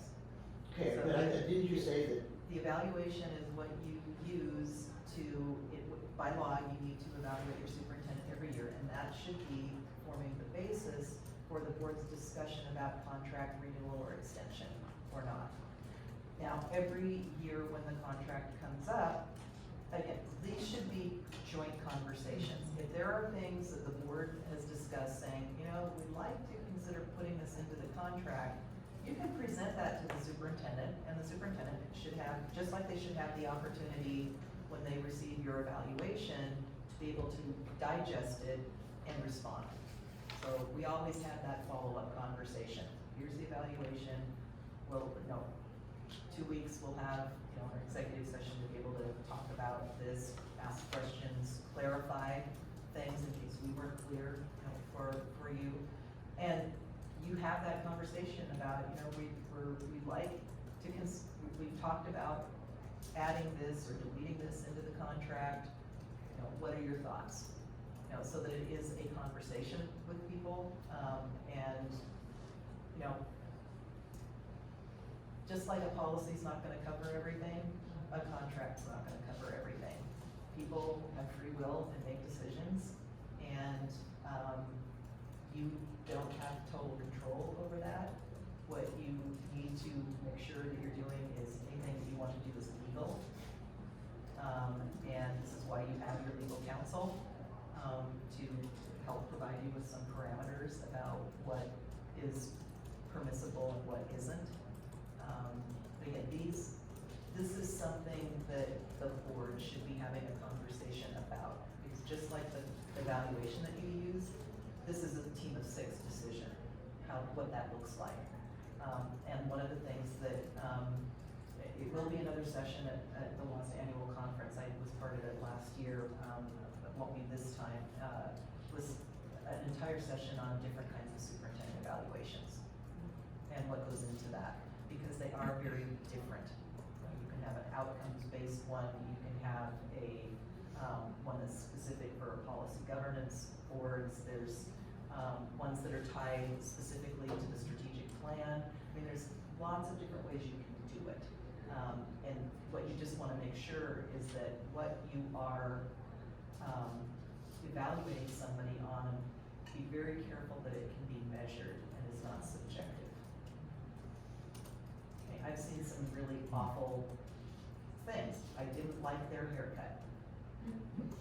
Okay, that has absolutely nothing to do with someone's ability to perform a job, and that is discriminatory. And that will be a problem. So the balance for boards is that when you're doing this evaluation, again, that's why you tie it to things like the strategic plan, or tie it to a specific governance model you're doing, or tying it to the school board, the standards. Something that is concrete, and that you're limiting the subjectivity of what happens in that evaluation. And I don't think any of us sitting here would wanna be, have people saying things like that about us as part of an evaluation, when that's not, the way I dress is not a reflection of my ability to do the job well. I think you had a question. I forgot. It comes back, it'll go back to it. So it's okay to go back, like I said, we can revisit things. Okay, so the second last one, the board approves, reviews, and monitors the budget. And, okay, we did that, okay, so we talked about that. And then the last one is going back to this advocacy piece. The board represents your organization, your district. Anytime you're out in public, being a liaison, being, if you're the ledge rep, talking to your representatives, it doesn't mean they're the only person who should be doing it, because these relationships are really important. And most of your work should be done outside of the legislative session for building the relationships and trying to get your points across, because they're slammed during that time period. But you represent the organization as the elected member, and it really does matter that you show up. People really do appreciate that when you're there. And then your superintendent and your staff, they act for the organization. So the things that you are advocating for, your vision, your mission, your strategic plan, they're acting on your behalf. Yes. I move you back up to the approved, reviews, and monitors budget. I think that in opening that door, you're looking at a whole separate stage, and I wouldn't expect, to understand completely everything in that regard, right now. But what level level of input do we have in that process? Because we do have that fiduciary responsibility to the taxpayer. Yeah, so this is why during the budget cycle, as this is being prepared, the board has to adopt a budget by July 31st, right? It goes from August 1st to July 31st. It's August 31st. August 31st? Yeah. Oh, okay. Okay, so September 1st. Yeah. August 31st, okay. But don't you have to have it turned in by July? We turn it by Oh, July 10th July to the 10th, okay, this ESD, is- and then the ESD, board and adopts then it by that- the end of August. Okay, all right. So, a lot of boards do that a little bit earlier. Yeah, that's first class, that's second class districts, it's gotta be done by the end of July. Okay, so here we're all learning a little bit. And I think that it has to be approved finally by, does it go to OSPI after it goes to the ESD? First class districts authorize the budgets themselves by the end of August. Second class, which is under 2,000 students, is, by the end of July, and OSPI does have to approve their districts. So here we have an example of ancient language that I really don't like. I don't think. First we class need and second First class. class and second. No Maybe it's district changed, should but I'm be- just ancient. No, no. No,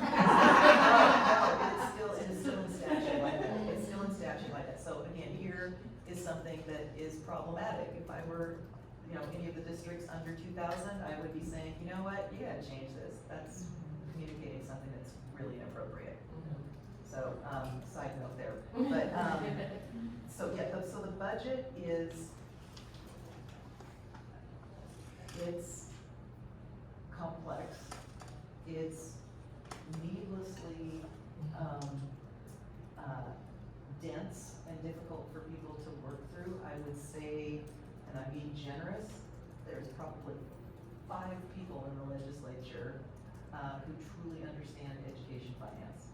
So you are all in good company trying to figure this out, which is why using your power of the question is really important. And for most new board members, the biggest chunk of questions happen around the budget, understandably, because you do have that fiduciary responsibility. So to help with that, it sounds like you do have a district budget committee. I would really encourage, if you have the time, it's a very informative thing if a board member can sit in on that, and just listen. And it's a good thing that you have this to help your community understand it too, because it's hard. It's hard for everybody. But it's a great way to see how the different programs, the line items, the different accounts that you have, how all this works together. And I don't know what your schedule is. When we were doing budget things, our 2 monthly meetings during budget season, we were getting some kind of reporter update to everyone as that was going on. And then because you do have to take the final vote on it, and you have a deadline for when that has to be turned in for all of the other things that need to take place. So this is also, again, I don't know, you haven't had really a chance to do onboarding for most board members. A crash course in the budget is usually a standard part of an onboarding because it's so central to what you're doing. And unfortunately for you, with the timing of this, you're like smack dab in the middle of where the rest of your colleagues have had opportunities to look at some of this already. So they're not gonna have some of the questions that you probably will. So it might be helpful, again, just given the timing of this particular circumstance, that there's a way that you can schedule a time that's, working with the superintendent to be able to sit down with somebody who you can just take your time to go through it. But being a part of a district budget committee, I found to be a really helpful education for me to start understanding things too. Yeah, I've kind of gotten the feeling that I've been dropped into the middle of a forest fire. You have. You have. If it helps, I think it helps to understand what level your involvement is in that. Like when I'll just share, and this is just me, my experience, and what's a priority for me is, really what I look at is what is the total expense amount versus the total revenue amount. Does that put us into a deficit spend or a surplus? And how does that affect our general fund balance? And what's the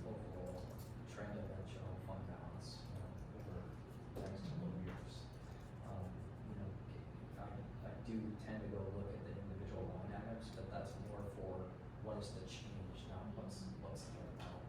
You know, is there a significant change, for those? That's kind of the level I try to keep myself at, is, yeah, just my personal approach. And usually, I don't know what your amount is, but thank you for referencing your fund balance, but that's supposed to be in policy also, what the board's fund balance, that it cannot go below that. So that's a constraint that your budget department is also working with, is what the board has determined for that. And I don't know what your reports look like. For me, when I was, one of the more helpful things as a report that we would get was for each one of the, line items or accounts, we had a column that showed what percentage of that amount had been spent, you know, each month. So that was a really good indicator of whether we were on track with things or if we were doing some overspending. And, you know, to ask the questions about, okay, this looks really big here, but it's because a bunch was encumbered already, or, you know, we had, it was front-loaded, you know, for something with that. But, all of those questions are important, and these are a couple of things we just shared, are some strategies for, you know, trying to get, you know, not feeling like you're getting knocked off your feet with the fire hose, but, you know, that's a reality. So again, don't be afraid to ask the questions, but it might be helpful, given the timing of decisions you're gonna be asked to make, and being able to feel comfortable about it,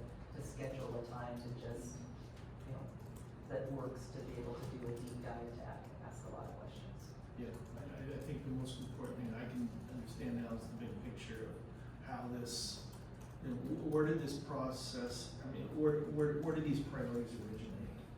You know, and then how are they broken down into their various categories, and who set the overall objective? And how did this system filter down to the point where now we are in the process of approving, or disapproving, or modifying, or whatever we do, which I'm gonna learn how to do. So. But again, not to belabor the point, like, those priorities affect such a small amount of the overall piece of the pie. 15%. I'd say at most, I think, Yeah. because, you know, also you have to keep in mind, there's, you know, programs that we get, you know, federal funding for, you have to have requirements to do too, so. Well, and also if your budget numbers are basically 80%, it goes to contract fulfillment with personnel. And the monthly, or the reports we get from, like, I mean, I know, just for me, again, just speaking personally as a board director, that has really been so helpful.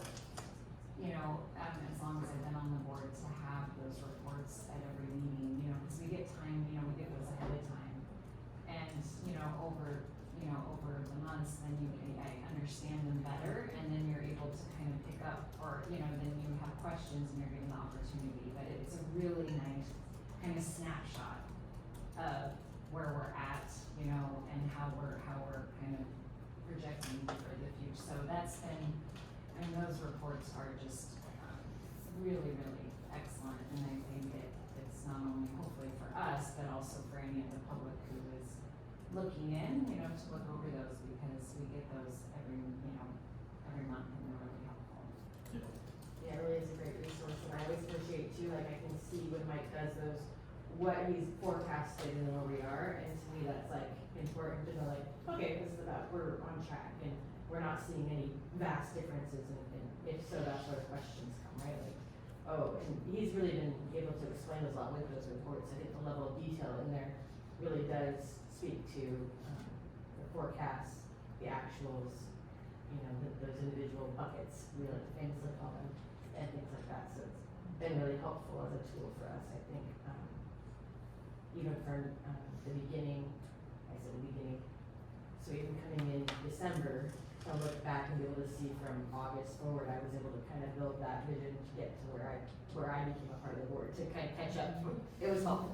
And I just would want to say that I would want to give credit to Jason Rhodes, who's actually Assistant Superintendent for Finance, who was in the position before me. He created those, and they are really good, thorough reports.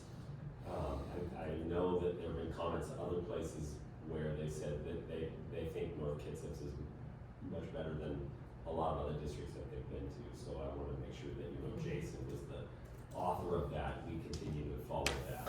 We carry that well, it's Yeah. helpful, for sure. So even if we change your title. There will be somebody, you change my title, you change me, for that matter, and you should still follow those reports.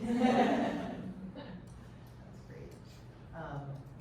Okay, so we actually, covered a lot in this. I just wanna, before we move into the application of it, see if there's any outstanding questions people have about any of these different roles and responsibilities. Is it clear what they are? And one of the things I said before you were here, Edward, was the very first one, the really good question to ask yourself is anything that comes before you, is this a what or is it a how? Because you are in the realm of the what. And if it's a how, something done, that's gonna be an admin operations role. So that was a vetting thing, a strategy I could use, to try and determine how much time and energy I should be spending on something. Okay, so. So Larry, can I ask a question, since we're kind of talking generally the role of the school board? On our website, we have the role of the school board, and one of the points, it says hiring and evaluating the superintendent and other district leaders. Why do we have the and other district leader part? Anybody know that? It's not what you do. Huh? It's not what you do. Okay. Okay, so check. Note to self. Because that would definitely convey something that is not accurate and setting an expectation that is not possible for you to. Okay, so the other one is monitoring student achievement data and using the data to inform district decision making. I think we get those updates from the individual schools throughout the year. So when it says monitoring, we're just simply listening and asking questions. We don't really have a lot of input into that student data. Well, the data was from a point in time. It is Right. done deal. So what you're doing and what you're relying on your staff to do is to help provide some analysis of that data for you to be able to make decisions. And so if you're looking at this circle that we have here, reporting, reviewing, monitoring, all of that must come to you because your decisions should be based on the data that you have about your students. And there's a whole lot of questions that should be being asked, depending on what that data is telling you. Right, and things have changed a lot in the last 5 years, so it's, And I feel like where we were 5 years ago was on a real good trajectory. And then, we're trying to get back to moving forward again, right. so it's. And you've been hampered by the fact that data was not collected. Okay. Or And we're ever. finding this pattern again. Right, so it is interesting, and this is why, because I'm a bit of a data geek too, because it tells a story, and there are people behind the numbers. So what is going on? And so the trend line piece is really important, to be looking at what was going on. We've already identified there's a trajectory that was going up. You had a major event that interrupted that, that we don't even have data on, for a year or two. And now you're kind of picking up to see it. And if you're seeing an uptick that's going back to the trajectory that was there before, yay, that means, you're doing things that should be done. And are you disaggregating your data in a way that you can actually identify the specifics? I think that's, the term is doing it, it's called a super subset, where you combine different groups together, that masks what might actually be going on because it's averaging things. So, one of the challenges that we had, that we directed our staff to do, was not present us with data that was one variable. We wanted to see multiple variables. Because that's how I can tell and where we needed to be digging down. So, you know, you can't get to why are our Armenian Russian girls dropping out at a higher rate than every other group unless you have got, I just mentioned several variables there that allow you to see what that story is to start asking questions. Did that answer your question? Sure. So I wanna give you, I didn't build a break in because we're adults, so if you need to take care of yourself, you should take care of yourself, but this would be a good opportunity to, if you need to take a break, the next piece that we are gonna be doing is an application of, what you have just learned. Don't wanna do this. I'll start doing the instructions because it doesn't hurt to hear it more than once. But this is a really great, set of scenarios to help you identify, you know, your understanding of what we were talking about between governance and administration. Now, the interesting thing on this continuum, there's 26 different one-sentence scenarios, and they're asking you to identify on this continuum who has the authority. Now, there are some things on here that it is very clear that it's the superintendent that has the authority. There are some things that it's very clear that it's the board who has the authority. But B and C, there's some leeway in there. It says, B, the superintendent has complete authority to act, but must inform the board about decisions or action. Or C, I'm going over the scenarios. C is the superintendent must obtain prior approval from the board before taking action. These things in here are often dependent on what the relationship is between the board and the superintendent. If there's a high level of those 4 elements, trust, respect, conflict management, communication, there are boards that are like, you know what, we don't need to know some of this stuff because we trust that it's happening and we have evidence to support that. And there are others that are like, you know what, we're not quite there, we wanna be a little more, you know, hands-on, but not crossing that line into going into the weeds and the admin piece. So you're not gonna like me, because in our system, we like to have specific answers to things.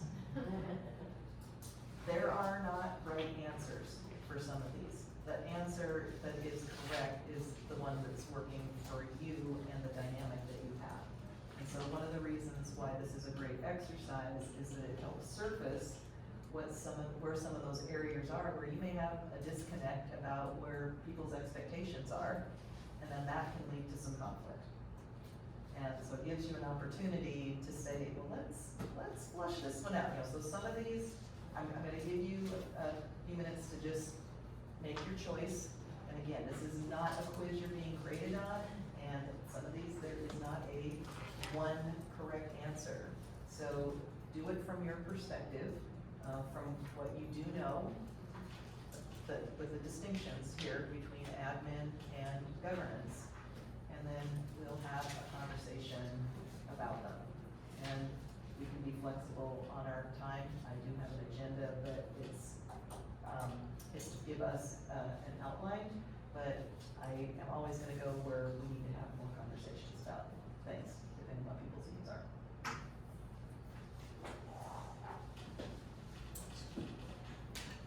And just keep in mind, during the break, if you do leave, we still are in the meeting, so don't have any discussions outside the room.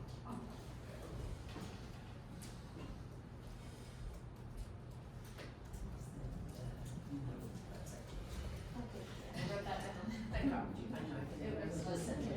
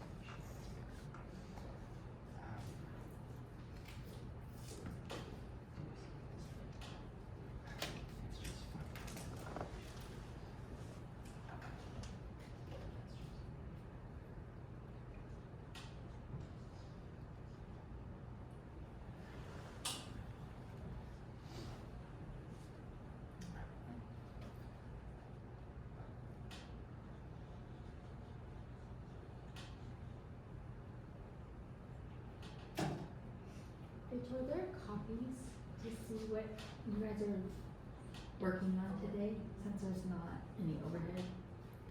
I don't have extra copies. I'll provide you with it. Yeah, Mary might have one. Yeah. sorry, 1 second. Mary, do you have a copy of what they're reviewing that we could look at? Let's see. Happy to give it back at the end. Can I take a look at mine, take pictures of it? Yeah. Yeah. Thank you. You're very welcome. Yeah, invite you to, see what your answers might be too, because you get Yeah. the benefit of hearing all of this also. I would- Or what I thought is different. Mm-hmm. I have a question about like general like public interaction with school board. Mhm. Like, is it typical for, or like, what does a typical public comment look? Or you guys kind of earlier were talking about how the interaction between anybody while you're talking. I'll get them from Okay. her. But like, you know, like just a conversation in public, right? Like you just see someone and they want to talk to you about it. If you're a member of the school board, obviously, right? But they don't really, you can't really follow up on that if you're a school board member because it should be talked about as a group and the superintendent should be the one to follow up on that. Is that correct? So, give me, let's do an actual interaction. Give me a scenario, because I had to do this a lot as a school board member. Right, right. So let's just say something that. we've now met at the grocery store. Uh-huh. You guys look like the And- Inquisition were Well, like something like exactly what I'm speaking of now is like I would be like, oh, I think like public comment should be more of a discussion than it is currently because I think now the way that the school board is using public comment time is very like discouraging for public to be engaged with the school board. Anytime to have that. Yeah, and I would say like ineffective, and so. So, Do you know that there's no interaction? Yeah. Okay. yeah, because that's the way it's supposed to be. Yeah, So, so. let me respond to this. So we're having this conversation. Right. And I've had to respond to this before too. Mhm. So, it's like, thank you for sharing your concern, and actually it's frustrating for us too, but this is the reason why we do it this way. First of all, board meetings are not public forums. It is a public meeting. It is a meeting being held in public, but it is not a public forum. A public forum is what you're describing, where Okay. you're having interaction. Right. So that would be something like if our board was saying, you know what, we want to get community input on a particular topic, then we would be setting up a special meeting that is a public forum so that people can be sharing that and we can have a conversation about Okay. it. So if there is a significant, I'm actually glad you're bringing this up because I'm going to say this when we get back there. There is a big, a board is not even allowed, they aren't actually required to allow public comment.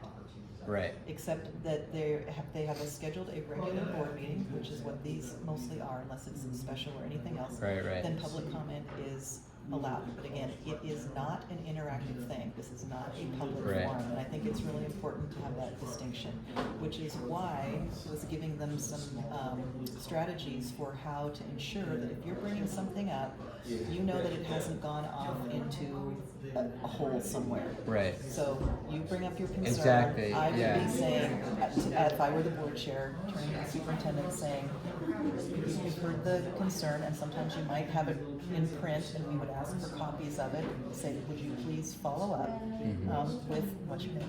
I'm Connor. Connor, would you please follow up with Connor about his concern and let the board know what has been the Right. result of it? And oftentimes I will ask, if it's a complex thing, I'll ask the superintendent there in the public meeting, what do you think would be a reasonable time frame Right. within which that you can respond to this? Right. So that you know, they know it's an accountability thing, and so again. You're gonna share that? Yeah. Okay, can I give an example? Mhm. You had 90 days to finish your OPMA. Have you completed your OPMA? Well, yes, I multiple times. And so our board directors have not. Okay. And on their second term, and still have not.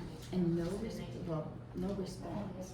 Like none to public comment, none to emails, none to phone calls. no response. So I don't think that's something that requires superintendent. That is me asking you a direct question in a public meeting. Or another one might be, I also don't think we have anything with public forum. Like is that a typical thing for a school district to have? Well, yeah, you do it at different times, so like when, a good example would be if you're doing a superintendent search. You would be holding public forums to get input from your community about what characteristics would you like to see in your superintendent. Right. And that should be a discussion. Yeah. That should be I don't think we've had anything. We've done, things in our district where we've had specific student forums. Sure. Oh, that would be very And it beneficial. was awesome. And the thing I usually tell people though is that you have to be prepared for what they tell you and being willing to respond to it. Right. Because they're gonna tell you things that you might not like to hear. but like here would be like, I don't know if you saw any videos of our last meeting. No.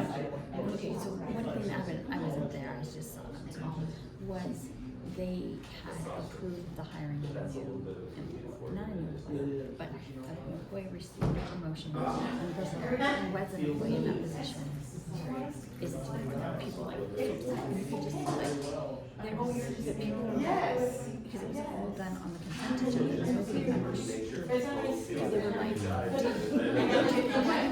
but the sweater, they gave, it was so easy to calm down.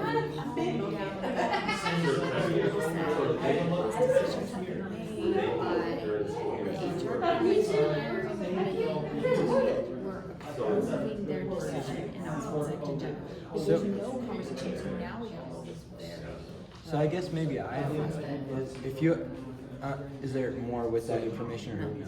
So my question then, kind of based on like information like that, or like what I've been saying too, would be like, what can us or other public members do to help public be more involved with the school board, right? Because like, it does have to be a back and forth, you know? And I understand that like, once there's kind of tension, then it's a negative feedback loop, and it makes it more Nobody difficult, wants right? to feel like they're Yeah, being or attacked, positive you feedback, know, yeah, and that's exactly. not gonna promote what you want. Right, Also. yeah. So I feel like you've got the board feeling attacked and the public feeling. And so that's, And not just the public, I think, like, we have those no comments that the board has not addressed. well, you don't know if they're addressing it or not, because this is the other problem. Public record shows that they didn't provide any public record. Then so what I do know is that there's a whole lot of, there were many times I had to sit with a stone face on this Yeah. side of the table because Yeah. there were personnel issues that we absolutely could not discuss. Right. Things were in progress and we could not say anything. So you could say that, but you could say that. As a board, we are not able to topic. Thank you, we hear your concern and your desire to be heard, and when a decision has been made or action is taken, we make sure that that is done under the proper channels. So, Yeah, I agree with you, those are the things that I like to do, because there's also a very frustrating place called the curse of knowledge, that when you know something, you assume everybody else knows. And then that can create vacuums, and unfortunately, Yeah. we fill vacuums negatively, especially if trust isn't there. So I guess, again, coming back to my question, like maybe an idea of something would be to, I mean, I can understand how the board might feel like they don't want to engage with the public as much because the responses they're getting are these very passionate, or like the people who are still here even though they aren't engaging as much, right? And so like, maybe by me or other people getting comments from more of the public and then bringing those comments to the board that said like, we would like to be more engaged, could help the board facilitate something, you know, more public. Do you think that is? As a public comment, you can say, would really be interested in, opening up some channels of communication. Could we, just love for you to consider whether we can do some type of public forums and acknowledging what you said, which is a very powerful thing. Right. Board feeling attacked and the community not Yeah. feeling like they're being listened to, when It just we becomes really a want, cycle. it becomes a, yeah, Exactly. and that's not what we want, because that's not gonna serve kids well. Yeah. And they are watching you. They're gonna be so bad. Share ours, so there is a copy of what they're. Oh, okay. Well, that's the complete pack. Okay, thank you, we appreciate it.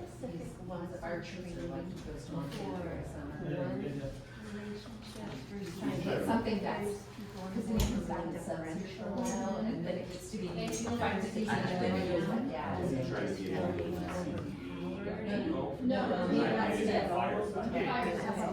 Yeah. There's a lot of options for. Trying to help the words for bubble, as a team of five. especially like As a the team of municipal six. fire services. Not at all they lose unusual, all those because you're people bringing that five are very different people. retiring out. Somebody's So, been serving a Lot long of time, there's also and then the what they say number of goes, then applicants it's not all necessarily the right way.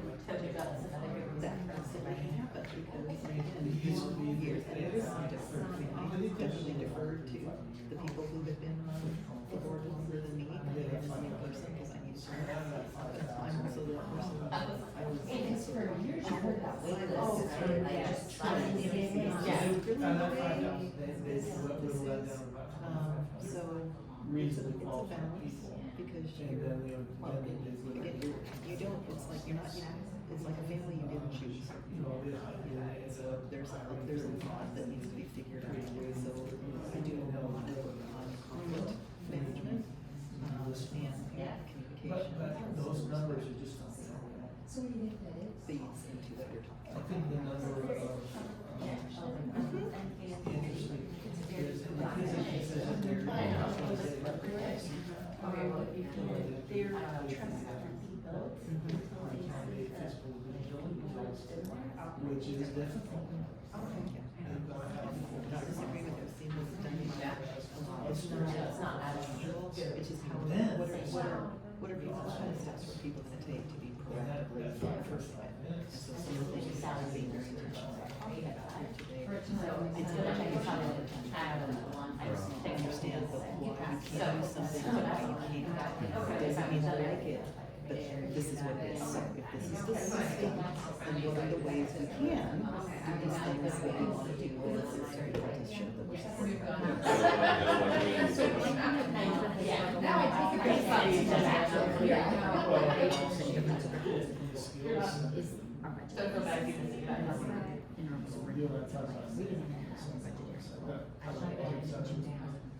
Two like million that. dollars, one of them is an IT. And so what do you do? Like, I signed up to ask questions about budget, they're like, yeah, it's one time.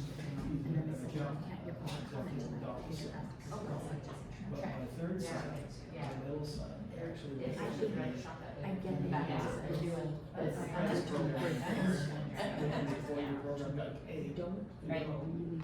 came out with a 4-year apprentice. There's some great. Apprenticeship, and then just went out and did the SRO back. And his done extremely well.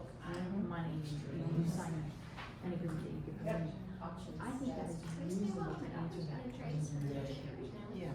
And I think that's And there's a shortage there too. Yeah. They do, they're legally required to do that budget hearing, where people can ask these questions, and then whatever committee work is going on.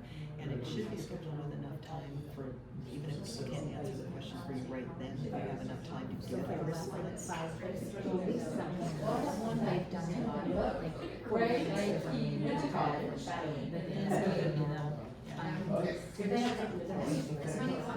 And then you can. Yeah,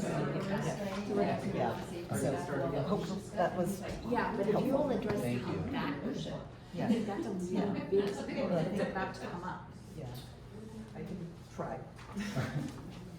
Okay, has everyone had enough time to fill this out?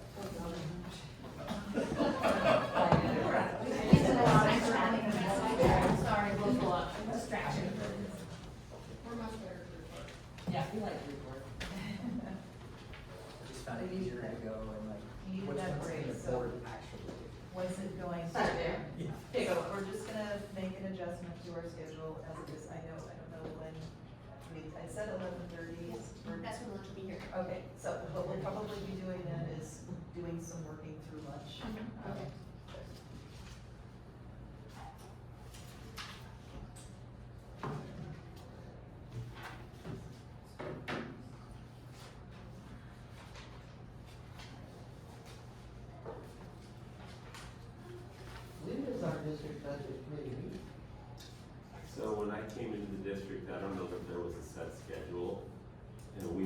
I don't know, Stacy's actually a member. May 2nd. May 2nd. We're due for our June. We'll have one probably either late June or early July, but before the 10th of July, we'll have a meeting. The committee, I got a list of people that were on the committee previously. My question at the time was kind of how did we work with the committee in the past, and so we talked that through, just answered a lot of questions at that first meeting. I think we've got, what, 1, 2, maybe 6 members, something like that, 6, 7 members that were on the committee, came to me. One of them moved to the facilities committee meeting, or facilities committee from the finance. And that's open on the website for people to sign up for if they wanna do it. I don't know what our process has been. I mean, I know we did a real formal process with the facilities committee. We didn't really have it just was I think people have submitted requests. I know Stacy submitted requests, and so she got into the committee here in the last month or two, or whenever that was. But we haven't done that for the district budget committee? Well, the district finance committee kind of is the district. Oh, okay, I budget thought they were two committee. different things. No, it's one. Oh, okay. Alright. We're trying to align the processes on one of our committees that are outside of the bargaining agreement, because we do have bargaining agreement committees that we meet with as well, so that if it's like the finance committee, the process would be very similar to what we did for the facilities and budgeting. Okay. But those are two different, They're completely different, finance committee, facilities advisory committee. that budget is the finance. Yes. Correct. Okay. Yes. Alright.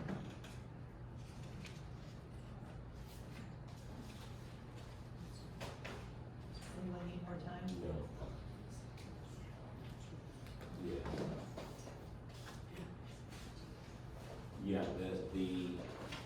the meetings aren't open to the public, so I know that Mary mentioned something with respect to board members maybe participating. We just gotta make sure if we do that, we're under the quorum. So it Or doesn't continue become at any public. meeting. Because if there's 3, then it becomes a public meeting. Yeah, and then they have to And notice then it. that's a whole different.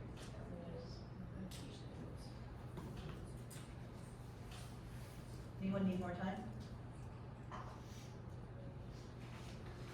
Okay, so I'm gonna give you a clue here, I didn't do that intentionally, you can point this out.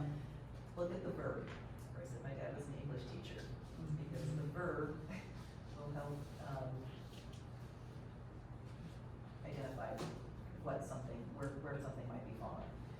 Okay, I'm gonna just read off these up, number 1, and, just call out what you have, and let's see if we have alignment, and if we have divergence. And if we have divergence, then we'll have a little conversation.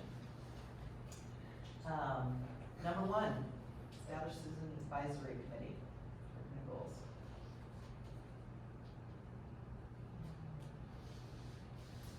What do you think? There's no judging here. Just what you think. What do you want? Here, B. That's what I feel, but now I'm torn between B and C. I was in between B and C. You can't just say between B and C. Yeah. frankly. You might, your Alright. point might fall in between B and C on some things. I was gonna say, there's a recommend word. Mhm. So, What- B, is that So what we you, recommend typically something that so you're saying B? would be like, The key verb in here is the establishment of the committee.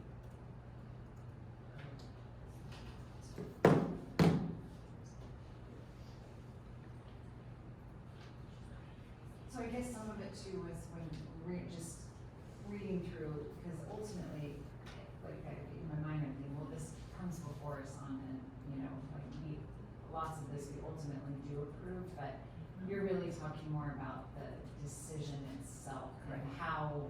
Yeah, the decision, the how, the how, yeah. Now there are, so you're mostly between B and C. I could see.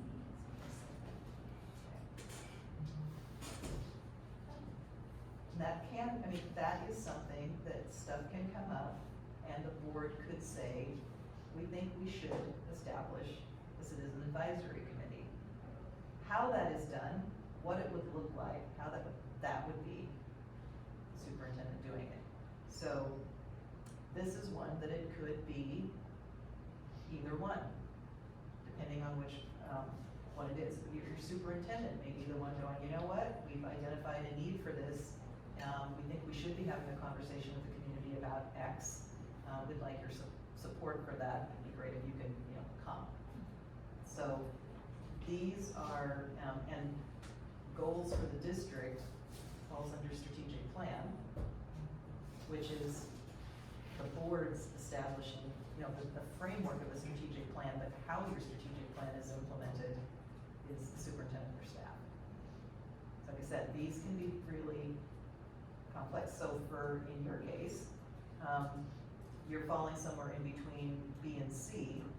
So there is an understanding of it. Yes, but there's different, depending on, it can, in this case, come from, the initial thing can come from the board saying we think we need it, but then what that would look like, the schedule, et cetera, the actual establishing of it would come from superintendent, but you're having a conversation about that, you're communicating to them that they think this should happen, or they're coming to you saying we think that we should be doing this. And you say go for it. Said some of this can be muddy. This is why it's important to know where are you all on it. Okay. What is your comfort level with this? And then in this particular one, either side should be comfortable saying, we think we need to be having some community engagement here on a topic. Number 2, add a new course in health education at the high school level.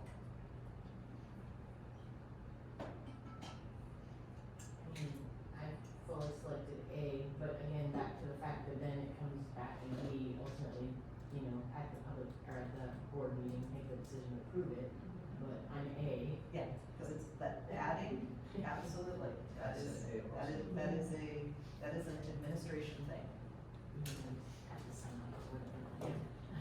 Non-renew a coach's contract based on negative community feedback. Kind of a trick because it's initiating or approving the non-renewal. So it's gonna, of course, it will appear on the personnel regs, Right. which we have to approve. But, I don't know. It would show up on your consent agenda because that's the recommendation that has come to you. So the recommendation to non-renew is admin. You actually doing the approval of it as part of an agenda item, that's where the board comes in to do it. But you didn't actually non-renew, that recommendation came to you from your staff to non-renew. So did you say A?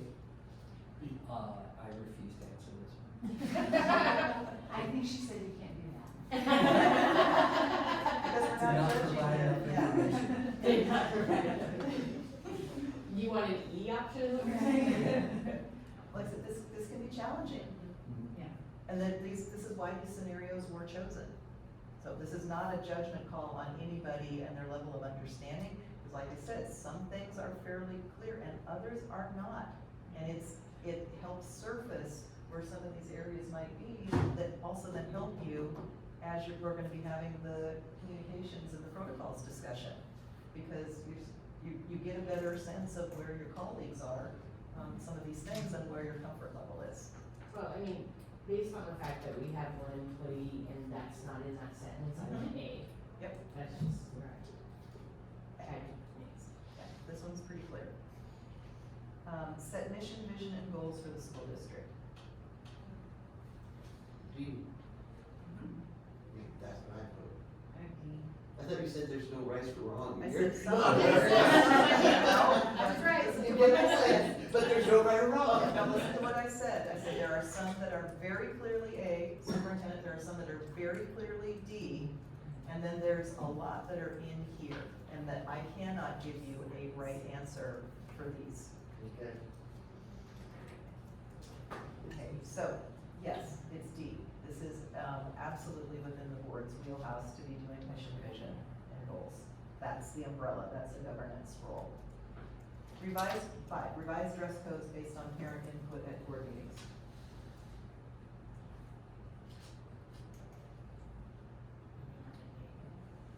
Yeah, it's a policy, so, you know, I was more kind of A/B, comma, for this one. So, dress codes tend to be under procedures. Or, I'm sorry. That is administration side.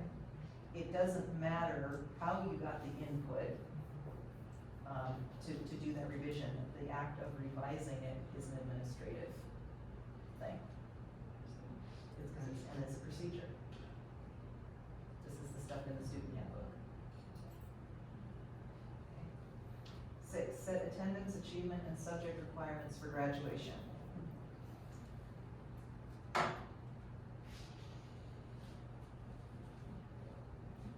And I think procedure, so again, kind of maybe, I'd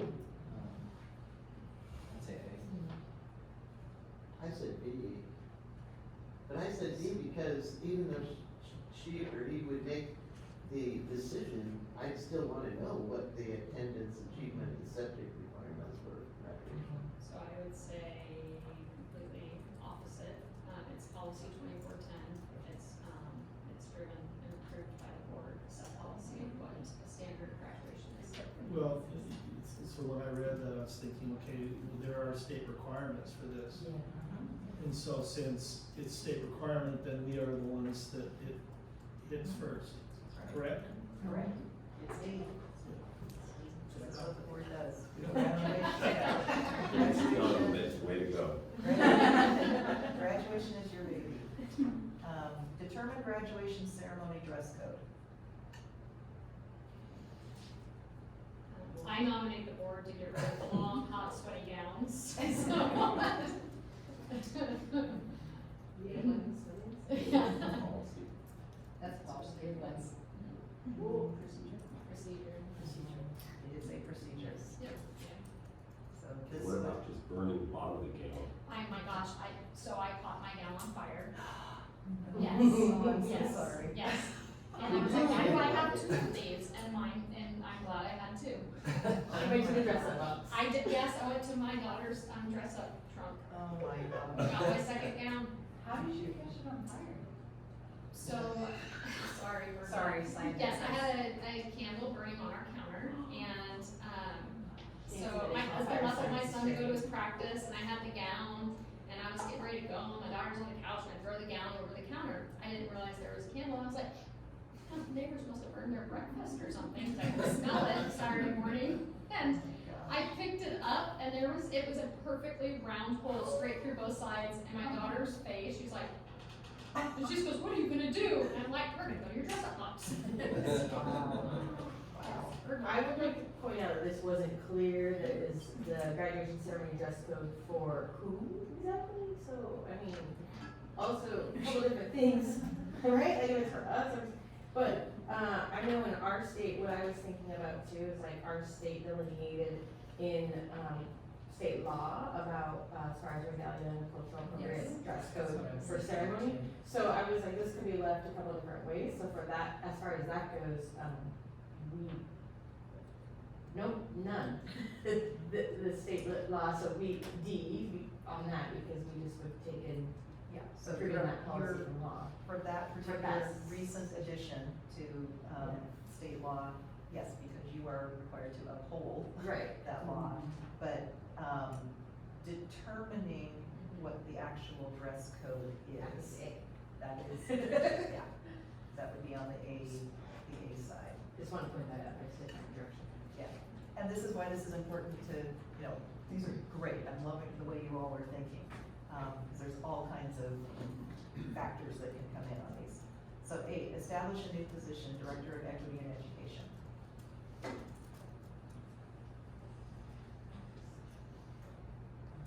Like a position staff, right, so administrative. I put C. I put C because a director would be a paid position, and it seems like we need to know that and give approval Right. to spending money on a new record. Well, this isn't saying that it's funding it, it's saying that they're establishing something. Funding would follow it, but who has the authority to establish a new position? They just gave you what the name of the position, it doesn't have anything, doesn't actually matter. It's the issue, establish a new position. Who has the authority to do that? Doesn't establish mean that you're hiring them? No, you're creating a position. What point would that be approved or disapproved by the board for? When that would be, when that person is hired. Because your recommendations for hiring people come to you, you make that decision. To actually establish a position, that's operations, because this is an employee that is not your responsibility. Now, depending on what the position is, there's obviously, there's things that probably, it's like, was this in the board's strategic plan? And so your superintendent is following what you've directed them to do, and it just happens to hit this year. Or, there could be all kinds of things that the board might be touching this at different places, or the board could have had one of these public forums we were talking about, and it becomes clear that this is an area, equity in education, equitable education, that needs some work. And then a determination is made to establish a position, but that is the role of your admin to do. This is why these are, they can go from both sides. The board can see a need for something and can say, hey, we'd like you to look into this if it's a board decision. And then it could come back to you saying, well, this is how we've decided to address it. This is how it's gonna fit in the budget. And then when that person is hired, and then it's gonna be on your consent agenda to approve that. But the actual authority to take the action to establish a new position, that is an administrative piece. Is that helpful, Beverly?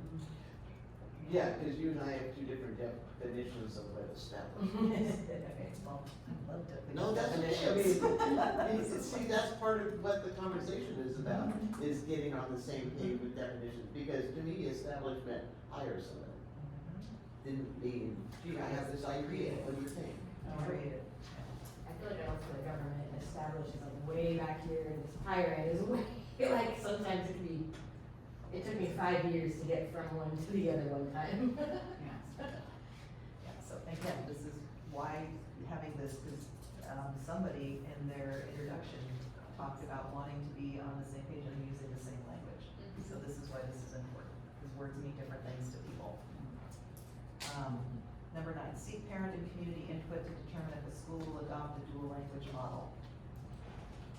Goes between like A and B, because like, I would like to be informed about it, but I don't know about who must be informed. Yeah, I know. I was at the school where this was proposed, and we did have, the superintendent make suggestions or the board. Yeah, so what's your consensus on this one? I'm gonna be, And B is one. Yeah, this would be a good one for B. The superintendent has the authority and this has a significant budget impact. 10, place a school construction bond on the ballot. D, just because it's a resolution. Right. Yeah, if you're placing something on the ballot, that is a board action. The information about it was provided to you by your staff, but you're the ones who actually take the vote to place it on the ballot. Terminate a principal's contract.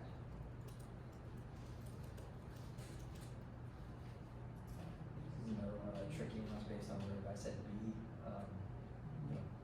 it'll come up for approval, but not an issue. Right, you do not, yes, is the principal your employee? No. Yeah, I said B. Is there consensus on that? What, Rachel? I had A. Yeah, I think what I'm hearing is, yes, it's the role, because the principal, the supervisor is the superintendent for principals. And thinking about that, the fact that it's going to come in front of the board to to actually approve, that this will be your recommendation to do it, and you have the complete authority to do that. But these are cases that can be fairly high profile, and it's important for the board to know what has happened. You're still, it's So, not your The decision. B, Bravo. Huh? Is that what you're saying, Bravo or Alpha? It's a, There's no right answer.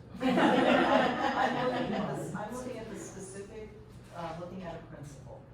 The principal is a high-profile position in a school district, and there's gonna be people that are gonna tend to be, all over the place on this, so it's not while the authority, and the task here was to look at who has the authority, rests with the superintendent, so it should be, it's technically A. But it seems to But- me that the superintendent would want to deflect some of the arrows towards the board. So then you're gonna be. Typically, Yeah. what, and then you've had more experience than I have been in other districts, and if there ever comes a point when this is going to happen, or if it does happen, it would be an executive session to discuss personnel matters, and so that you can have the background and knowledge before you would, go out and take an actionable vote. Right, and it's gonna be important for the board to understand it, because when a superintendent has to take an action like that, that is going to cause a whole lot of stuff, the board needs to have their back. And in order for you to have their back, you need to understand why the decision, the recommendation is coming to you that way. So Even would though you- you're not gonna be able to tell people why, because that is a personnel issue. You cannot talk about that in public. You as a board need to be prepared for the reaction.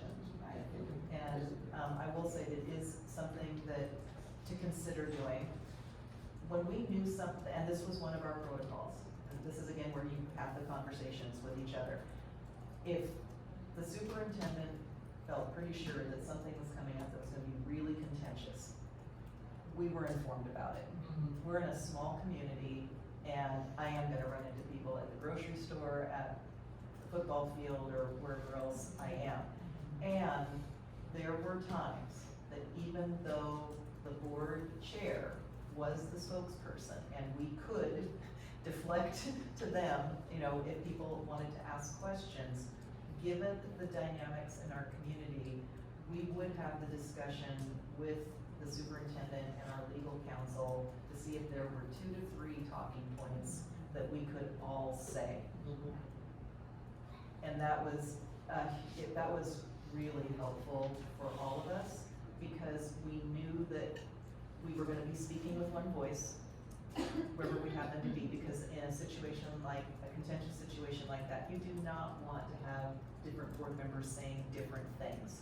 Because what that creates is a perception that you all don't know what's actually going on.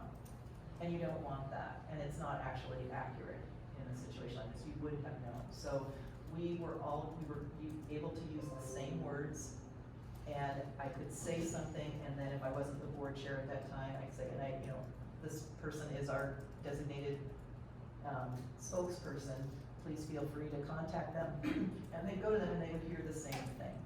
So it was the consistency piece, and it was identifying the reality of living in a smaller community. I'm gonna need a BI and a BII, because the must inform versus like recommended, highly recommended to inform are two different things. I think for the purposes of this, the way it's spelled out, must, I would say it's A, but when the scenario you're describing and what I know our practice is B with clarification that it's like just highly recommended, that that's what we do. So I think that must word is what threw me off. I don't think she must, but I know she does, like, just to be a clear. It's a good point, there's probably very few things that the superintendent Must, enforce. yeah, so that's what was hanging me up, was like, she doesn't really have to, but for those purposes, we always do. And I think it's not, not intended when if something does go back to the board chair to respond, or if we are using the same talking points, the intention is to not be disrespectful to individual community members who ask the question. I think it's important to note that it's a legally sound practice, because point, there's very good chance that those people turn back around and give us a tort claim or There's gonna be other come with some things. sort of, request for settlement. And so, it's not meant disrespectful at all to the community when we're using the same, talking points.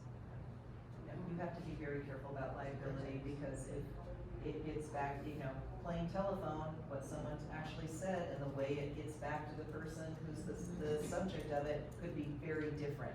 But that doesn't mean what that can then create is the liability for your district, if things have been shared or said that, could, are libelous or slander.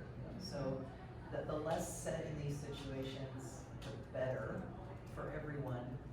And like I said, in our case, given the specific dynamics we had, that was one of our protocols to do it. And it also gave us a way to hold each other accountable, that we knew what was gonna be said, and I wasn't gonna be in the position of having someone come up to me and say, well, so-and-so said this, and now you're saying this. Because I don't wanna be throwing a colleague under the bus either. Okay, that none of this is good on any level, when you have a situation like this. But I think that's why when we get situations like we had in January, we need to get in front of it and have those talking points given to us quickly. Not a week after the situation happened, but as soon as possible. Just keep in mind, those talking points take time to develop. So there's a lot of different people that are involved in that discussion. But how long does it take? Does it really take a week? It depends. And so the team members needed, I suppose, to do something as part of that process, right? Okay, 12, terminate a superintendent's contract. This should be easy. D, okay. Sanction a board member for inappropriate behavior. E. This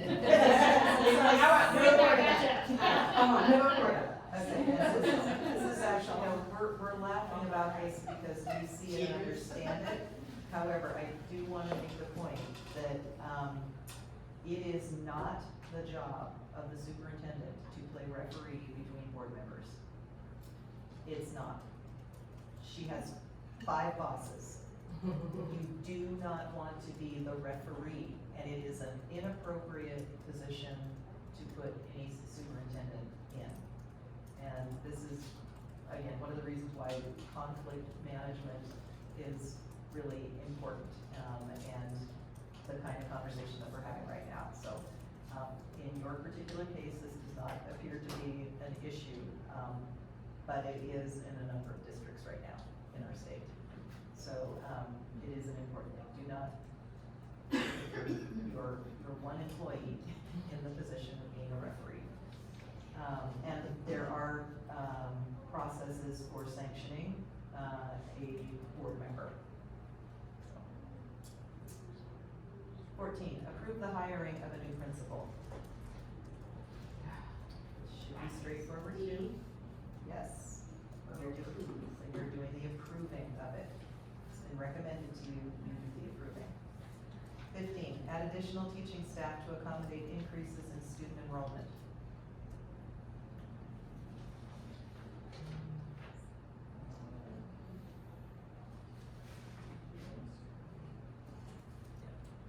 Another tough one. The wording of it.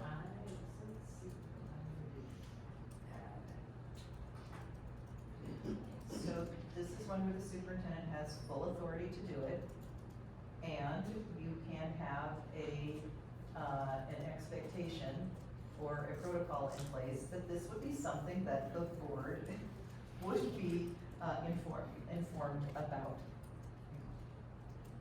And I agree, I think like what Stacy said, there's probably very few things that you must.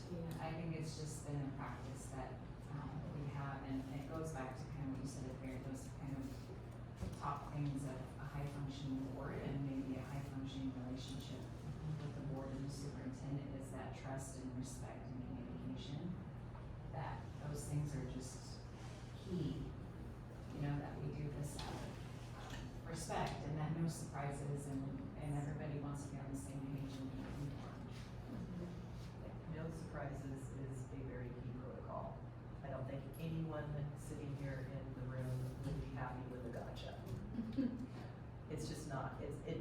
not serve anyone well. We have, we need to have information, we need to know what's going on, and there are professional, appropriate ways to do that.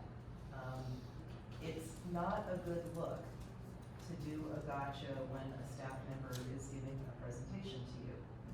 If you had questions and you're doing your job as a board, that means you were reading your material before you got there and should have formulated your questions. Those should be asked ahead of time. And we had a protocol in place where we did that, we get the answers before the board meeting. And there were times when I said, I really appreciate your answer to this, and I'm telling you, I'm going to be asking this question in public also during the public meeting, because I think it's important for people to hear your response as part of the education process. Fine, because they knew they knew I was gonna ask, they were already prepared. We could have a professional exchange, and the information that needed to be shared was there. It was not emotional, it wasn't, I need to go back and find this, which then draws everything out.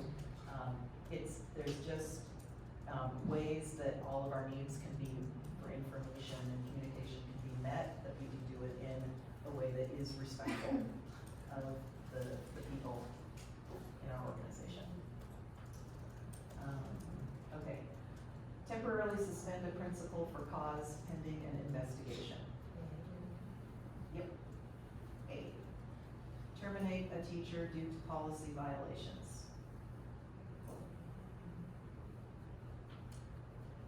Again, it's a personnel recommendation on a consent agenda, but the principal is gonna do the active terminating and not approving the termination. So the active terminating, I would say A.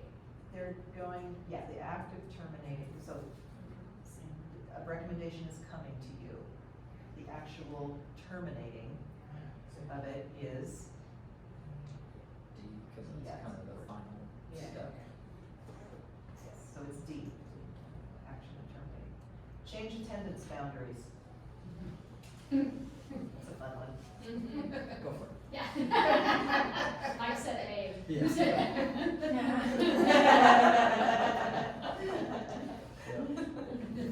Isn't it D? We should do this. It's the most It's unpopular. tough, it's thing. tough, yeah, it's a tough one. So the recommendation to change would be coming to the board. Actually changing it, which requires an action, that is the board. And the backstop on that or the requirement is a state law, correct? Yeah, there's a lot of laws about attendance or boundaries, and that there's a process that needs to be followed. It is very emotional for people. Yeah, one of the things, when you talk about the list of things that board members had, like, this was the worst experience of my life as a board member, this would be one of them. 19, adopt a policy prohibiting discrimination on the basis of sexual orientation. D. Doesn't matter what, all of the qualifiers here on what kind of policy it is, the issue is adopting a policy at this board. Authorize the purchase of metal detectors to increase safety in school buildings. What's the cost of it? Yep. I have a There's a resolution. threshold. How much?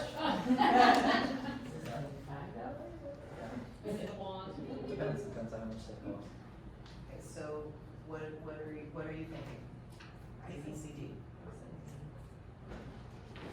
Mary Kay? I don't think they cost that much. I would like to think A. I put B, but I'm in that same category, because I think that we would all know if we're gonna get metal detectors. If that was a change, a new item, part of the community plan, part of the safety goals, or what, there's a caveat there, depending on the cost, right? That she would follow that protocol and purchase, but then we would know whether we were required to know or not. I think that's something we would know. Whether it was Or authorized. like the final, like Sign. authorizing it. Yeah. Well, if it would be an extra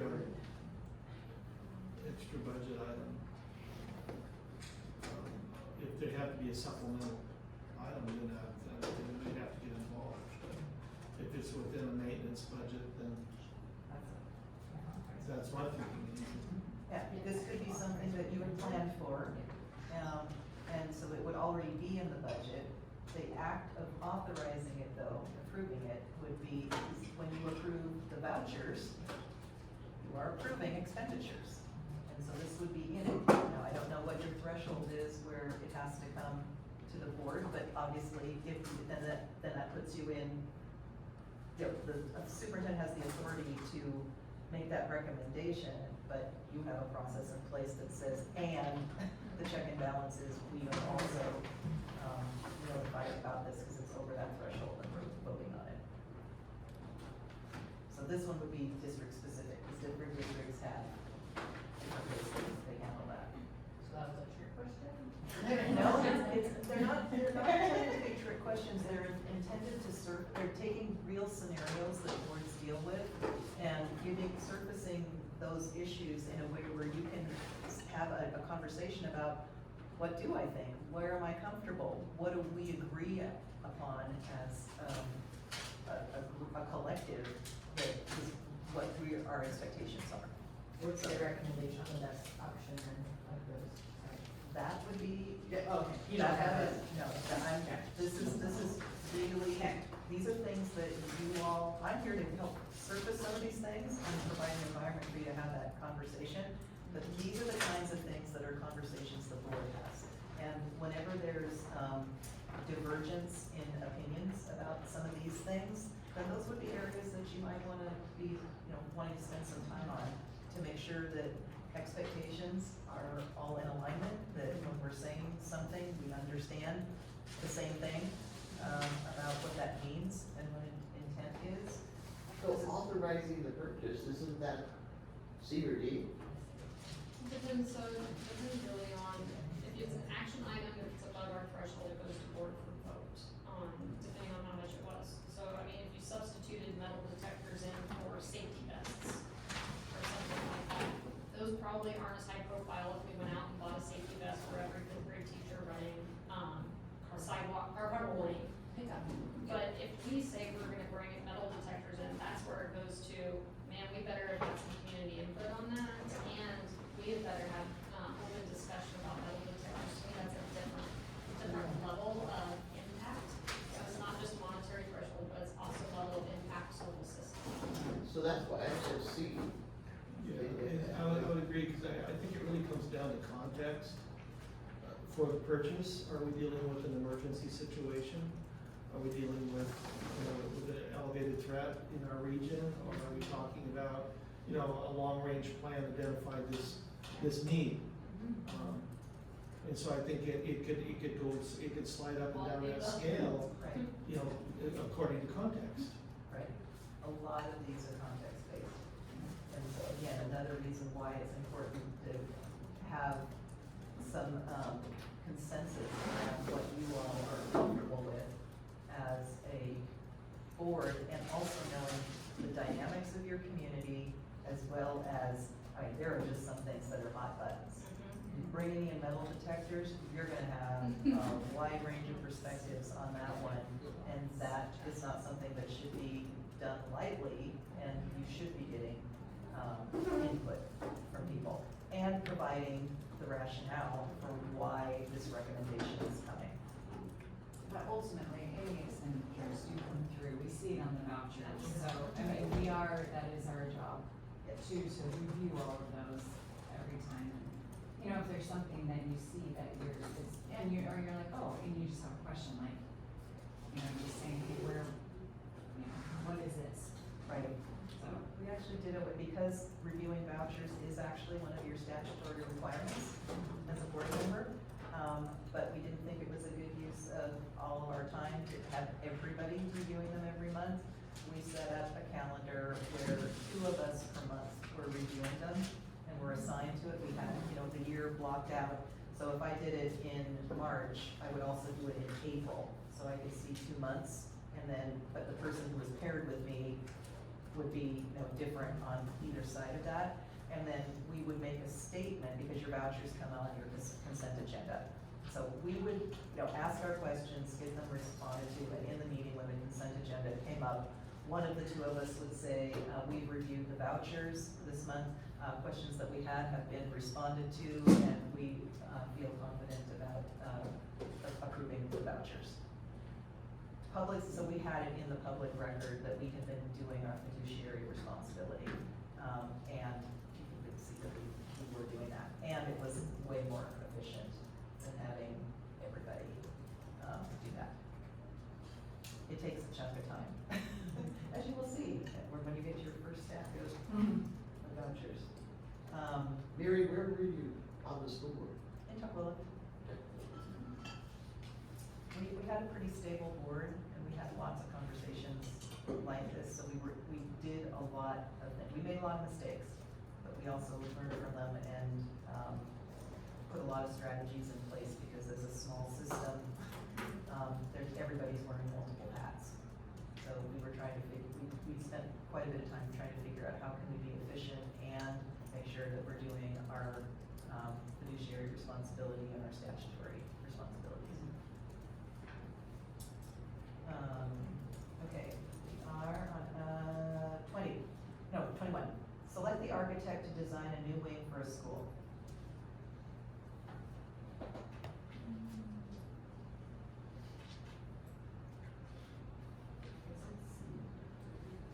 Here's C. Other thoughts? Again, tricky one, because it depends on how much, could be a higher ticket item, but, I see more towards the superintendent's. Rachel? I had more of the C on there, just because I just think that it's the building, construction of the school, there's policy on that. Policy is part of a bond that the board has done a resolution for. There's much more board involvement. Capital expenditure. Capital expenditures, yeah. And you would want to be involved in that.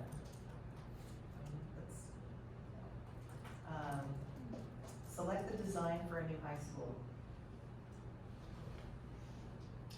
I said the high school principal. You had E. I had E, the planning principal for that, yeah.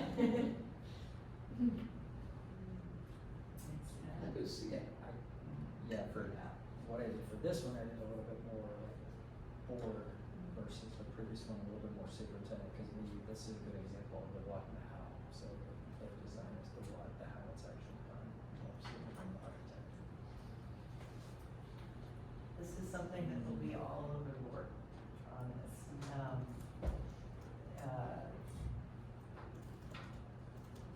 Because you're going through, you have to go through an RFP process for this, and people have to do presentations, et cetera. There is a vote that is taken on this.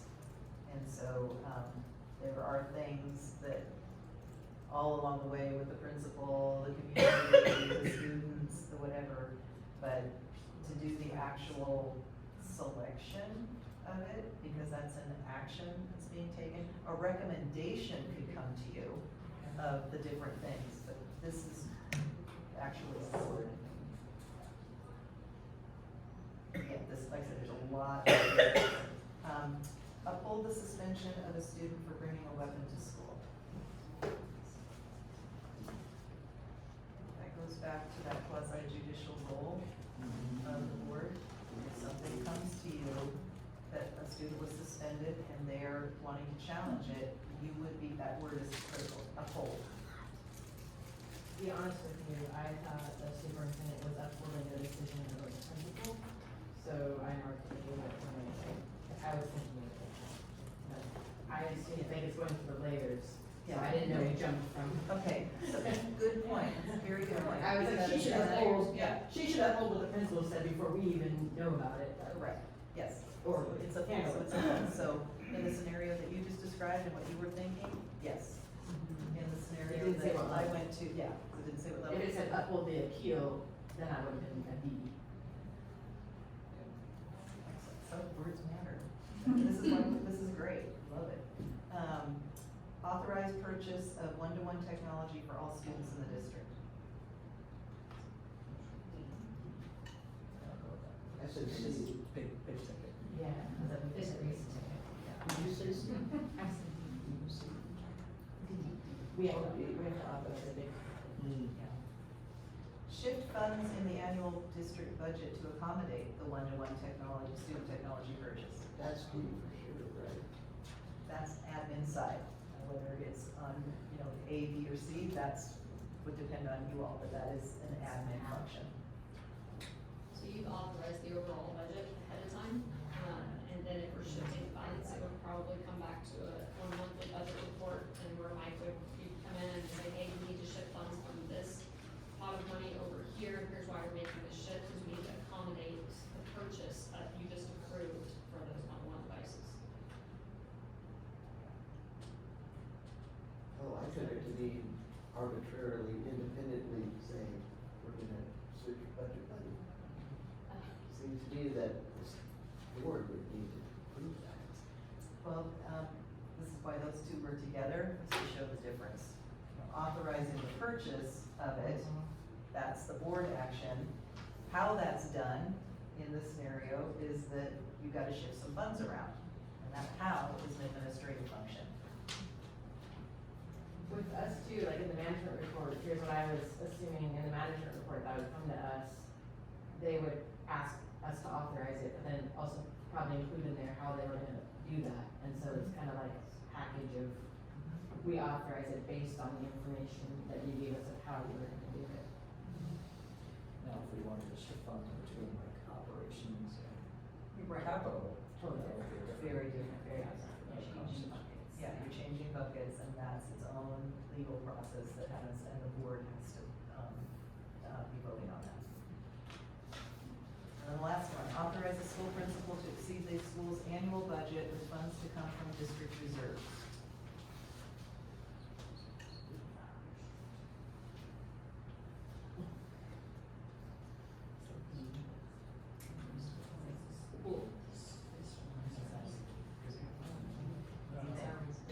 Now this one, I don't know what you're saying.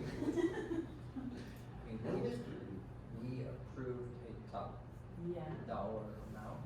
If we're going above that, then it's different. Yeah, I said D, because it talks about going into the reserves. Would be D? Well, I don't know, if I just, that's what I. So our reserves 5 to 7% in district policy, and so if we were to go above, like, into those reserves to get that below that policy set, by you all, then we would have to come back to get that reauthorized.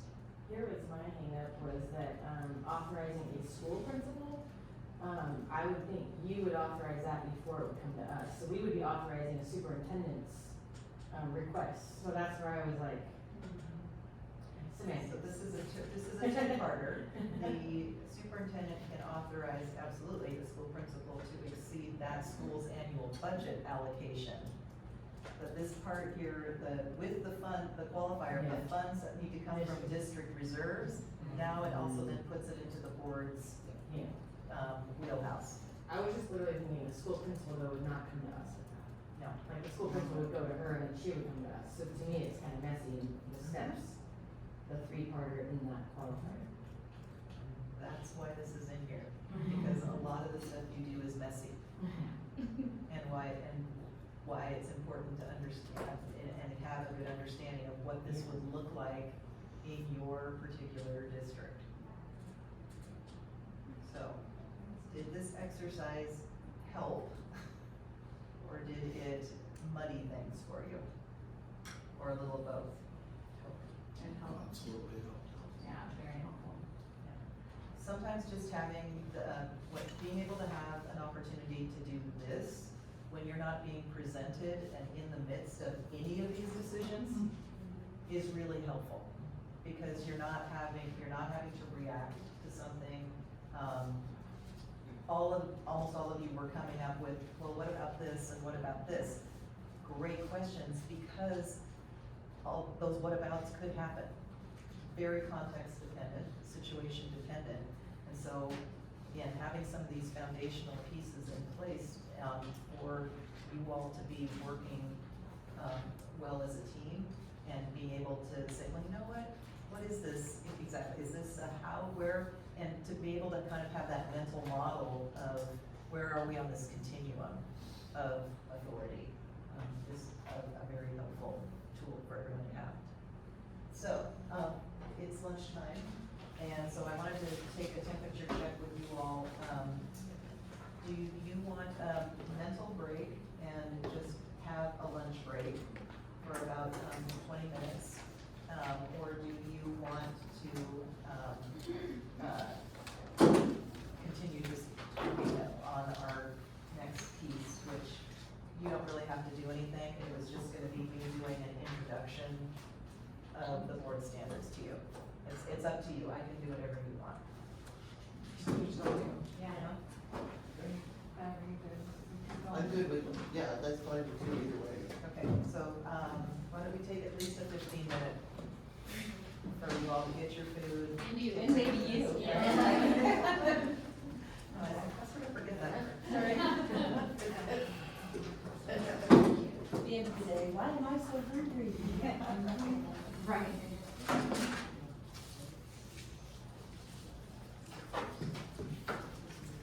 Yes, but to listen to this scenario. Yeah, let's start. I don't start at the Consider. Oh, I saw. I don't have a third sandwich. So, I got it. Oh, is that hungry? Or is that? So, this is what I used to have at Christ and back.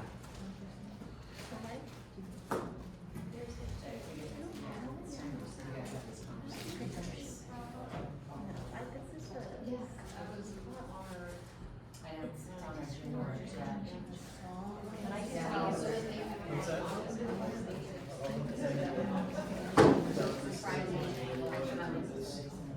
Statutory requirements. You stay within statutory limits.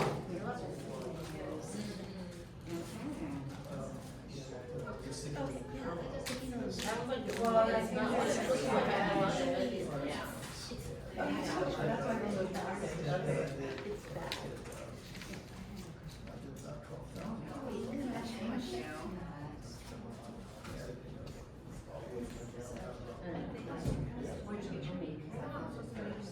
We have rules. We have rules, we have guidelines. And the rules are. Everybody's got to the rules. As long as it stays there. So I just have this silly, I'm thinking of that. Your eye on the prize. Eye on the prize. I didn't usually get a, go in the last. Hello, this is fun. Well, I feel bad because I'm the person I did take it. So I apologize. I'm looking forward to the couple sides, so I can go first. Generally, I circle, I don't usually get a turn. I will take that. I was gonna ask my brother's, he's trying to get equity from it. So I didn't know where you were from, so I didn't want to invade, I don't want to share, you don't have to share, but I just thought it's all yours. Okay.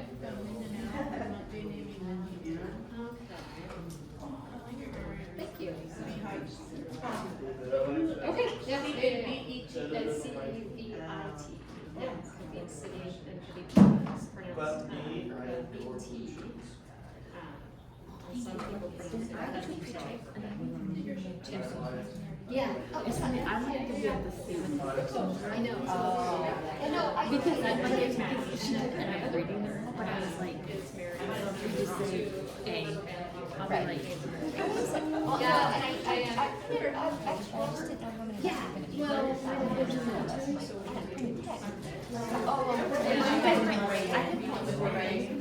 yeah, well, but yeah, if it's. Actually, the rest of it is just her discussion, like, going through those policies, so go ahead and hold on to them. Okay. Like, it's, I was gonna provide them at the end anyway. yeah, so I just thought when you said that, But we could share. I wonder where her family's from. Okay, Rachel, as you get food, this is my question. Okay, yeah, give me your. Got that one, I thought for sure. Get a response, right? Yes, I would So, definitely respond. D, about the superintendent, but the superintendent can also have eyes on. Oh, yeah. So, Yeah. that could be the, Yeah. and so then the very first question. Yeah. I think like you guys said, like your answers, I didn't feel like they're, I didn't feel like I understood that one. What was the look at it? Oh, yeah, no. You guys got a copy, right? Establish a qualified advisory committee to recommend for the district. So Yeah, look back here. you recommend that a choice is that the board does it. That was kind of I will our forward. Am I wrong on that? No, depending on, yeah, situational, yeah, that week's fully situational. Okay, and then she. Yeah. But I may come ask you another question. Sounds healthy.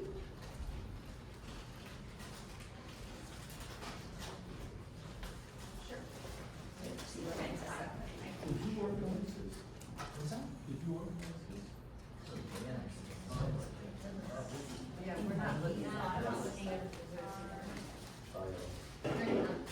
Yeah, because you're just gonna go look.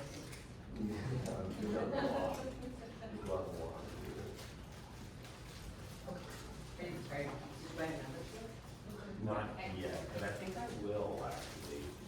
It's not, it's like a 3 days a week kind of thing. And I got, for the next month, it seems like there's probably 2 meetings a week. Mondays are kind of a day for me, so I'm not really interested. Monday, All like writing that. Yeah, like, I know some.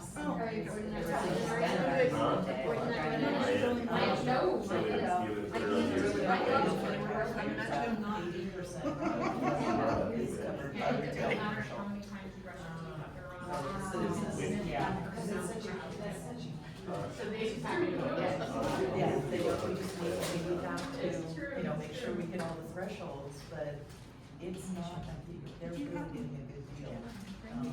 Because of all of that, the businesses that are there. But we are the hardwares, we're surrounded, the north, we order Seattle. We order Highline, the east, we order, I love the Renton, olives. and the south. I love all the olives, I will So say. we're It's this different. tiny district, and we're already Okay. They have way more resources. You're not holding against Oh, me, no, or you are I think I holding? am. Oh, you are I holding. listen to it all about You too. can smell it. I can smell them, I can smell, even I can smell the lunch when I'm getting sick, I can smell them 2 days before I can smell like mucus. Yeah, it's crazy. You can kind of sniff it. I'm hard to Far more sympathetic to our. Rachel, do you get my some extra food? No, I'm gonna leave her off for 2. Do you get my green? Every once in a while I do, yeah, and it's always in the same spot. Five. Yeah, so, yeah, Yeah, so I 3 can, I elementary, really 1 can smell middle, my and kids 1 high before school. they get sick, I'm like, I can smell your mucus. Yeah, it's been, and my kids were the minority, and these kids who spoke English as their first language. I like tweeting out like he's all done with that. He was 12% Slut. of the population He just, like he's in graduated. that demographic. And it had I remember when you were been safety patrol, white that was child English because we had a lot of Russian and Ukrainian and Armenian. Everybody, according to the federal government, who's from the Middle East is classified as white. So we had a lot of white kids who didn't speak English. Yeah, it was, and that shifted from being a majority white, Boeing worker, community, to a local majority, students and families, here time period. And I was told, I got awarded 95 and I have to. But I think they changed it.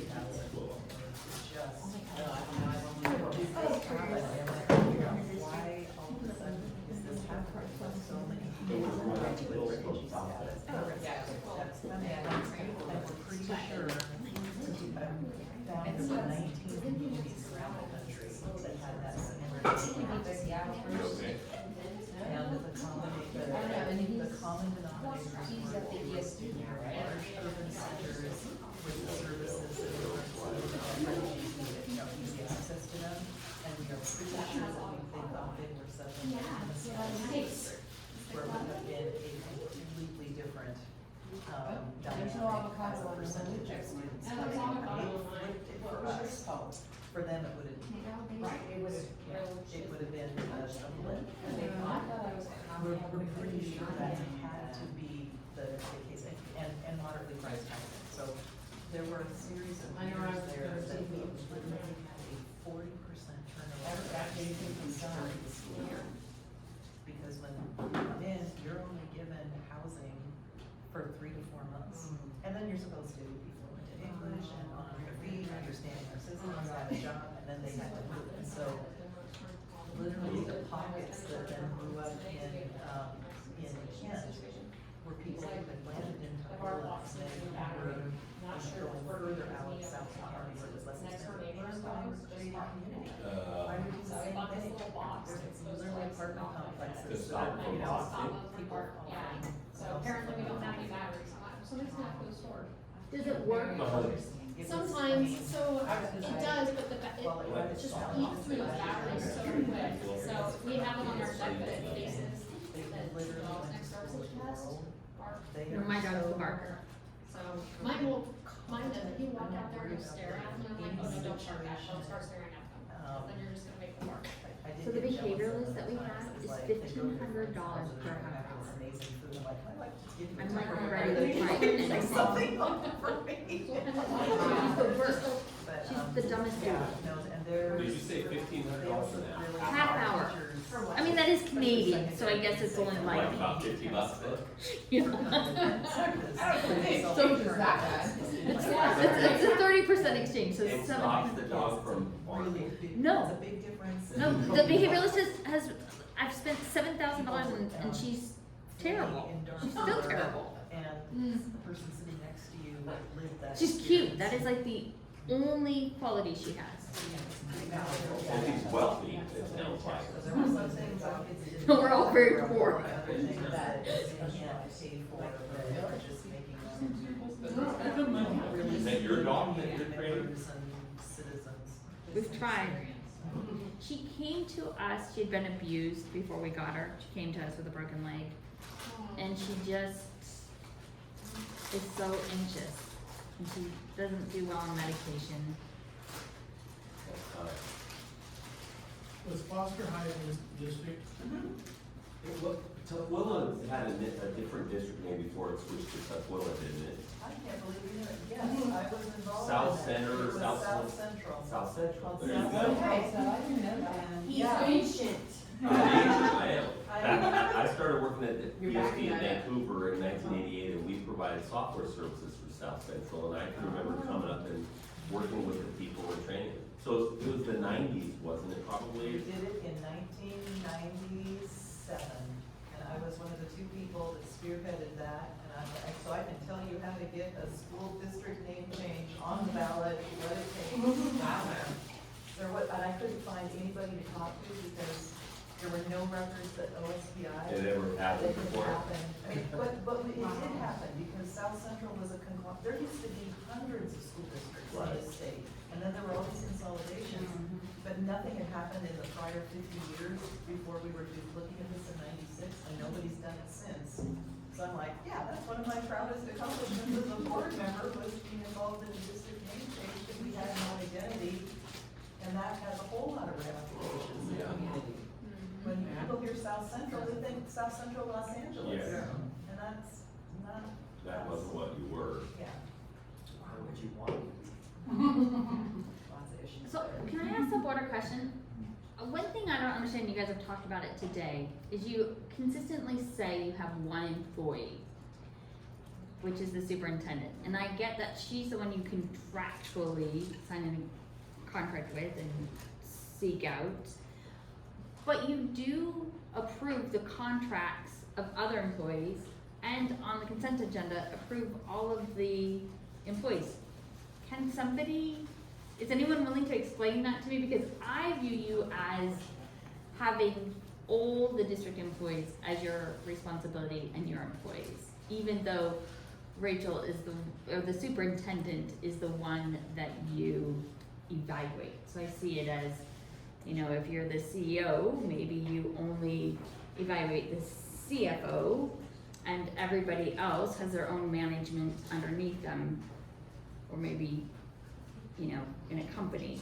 I don't understand that one, and it's an ongoing conflict I have with you as a board, and so I would love to understand if you're willing to explain.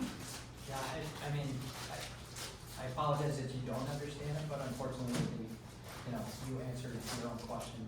You know, yes, we do have one employee, you know, that we actually hire and that's kind of the answer. Do you feel that the other district employees are your employees indirectly? I think we empower our one employee, you know, to be able to, you know, run the operations of the district. I think Mary made a comment to that, maybe it was before you Before I got got here, here. I'm not sure. Yeah. I was like, however you explained it earlier was a good, you touched on what it. I said. I know, I was, we touched on about the contractual that we Yeah, approved, you know. So one of the big distinctions No. is that the board only evaluates the superintendent. Every other employee is evaluated either by the superintendent or whoever their supervisor is. Yeah. That is a huge distinction because out of those evaluations come recommendations for continuing or terminating or counseling out or providing support. And the board doesn't have anything to do with that. You're leaving those judgments in the hands of the people who have the education degrees, have the administration certifications to be doing that. And so there really is a clear distinction. And I don't, I would never say that I've ever seen a board that even though that distinction is there, that they don't bend over backwards to ensure that their employees are, you know, that it's in the budget for professional development training. I mean, looking at bargaining, and usually there is an increase in salary and benefits. You've already, you know, your budget is your values. A budget is a reflection of your values, and you've heard it said by several people here that it's about 85% of the budget is employee salary and benefits. Clearly, they're valued, but it's not in that direct supervisory way that those delineations. Okay, but see, I'm confused again by just what you said, because Okay. I heard you say you only evaluate one employee, and then you said, but you would give benefits to your employees, and so I'm wondering if it's semantics that I'm not I comprehending, think it's because I semantics. view it as they're all the board's employees, but they are only responsible and accountable to the superintendent, and they do have an accountability to the bargaining agreements that they sign off on, which there's that account, but not individually to anyone else. But that they're all employees, because I feel like when we say that they only have one employee, that it alienates that sense of community within a school district to say the employees. I think this, go ahead. I was just gonna say, like, I appreciate your question, but we have to be very careful because, you know, we are not taking public comment at this meeting, so it is a special meeting, we have an agenda, public comment's not part of it. You know, I'm sure there's other people that have that opportunity to ask some of the questions, but it's just not fair to those people at this point, so. I think this is, you know, It doesn't seem that they- semantic, and I think making a good point, kind of with the conversation that we were having earlier, which I want to raise with the board too, because a really great question was asked when we were taking our little unofficial break. It's important for every community to understand that when the board is having a meeting, and this is a special meeting, so it falls under the category I was talking about where public comment is not, it's not on the agenda. So Yeah. being very kind in doing this, just need to recognize that it's being kind and wanting to be responsive, even though that's not a part of this kind of structure. So And I acknowledge take that that. as a, you know, a sign of goodwill. Yes. Of trying to do things. Thank you. The issue with, public, when the board is having their regular meetings, their special meetings, their exempt meetings, all the different kinds of meetings you have. If it's labeled as a regular meeting, that you are required, to allow public comment. All the other ones, you are not. And there's a big difference between a meeting being held in public, which is what the board is doing, and a public forum, which you are not doing. A public forum is a give and take, it's a discussion, it's a go back and forth. That is not what you're doing. When you're having your regular meetings, you are conducting the business of the district, exercising your different responsibilities and authorities, and you're allowing the public to watch it. But it is not a public forum where you're gonna be having a conversation with the public who happen to be in attendance about any item that's on your agenda. The public comment period, you provide that so that people, and I haven't looked at what your statement is when you do public comment. There are some boards that allow public comment only on items on the agenda for that night, or that they're allowed to talk to you about anything, you know, in that particular setting, whether or not it's on the agenda that night or not. So, you know, how the board structures that is how the board structures that, because again, this is your business meeting. But because you are a public entity, the public, due to our open public meetings laws, has the ability to be present when you're doing it, but it is not a public forum. It is a meeting being held in public. And I think that would be helpful for, you know, people to understand that that's the difference. And it's one of the reasons that you're not responding when public comment is made, because, you know, there's other reasons we talked about too, but, I I think did like that's your important. suggestion though, when you said, you know, if Mike or the board chair turns and says, hey, you know, we've received your comment, Rachel, with your team, can you follow up, you know, with that person? I do like that as part of trying to be more open, transparent with the community. I think that's a great, start. Well, then we know that there might be a report at the next meeting too. I mean, the rest of us, because we know we have already been asked to look into it. Okay. Finish my- So we have a forum coming up though, right? On the 17th?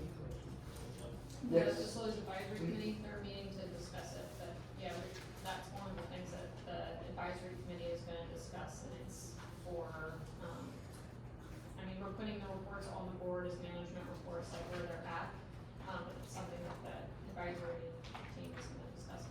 No, I mean the I didn't hear the facilities question, I'm sorry. committee coming up. Yeah, what was the question? Is that a forum?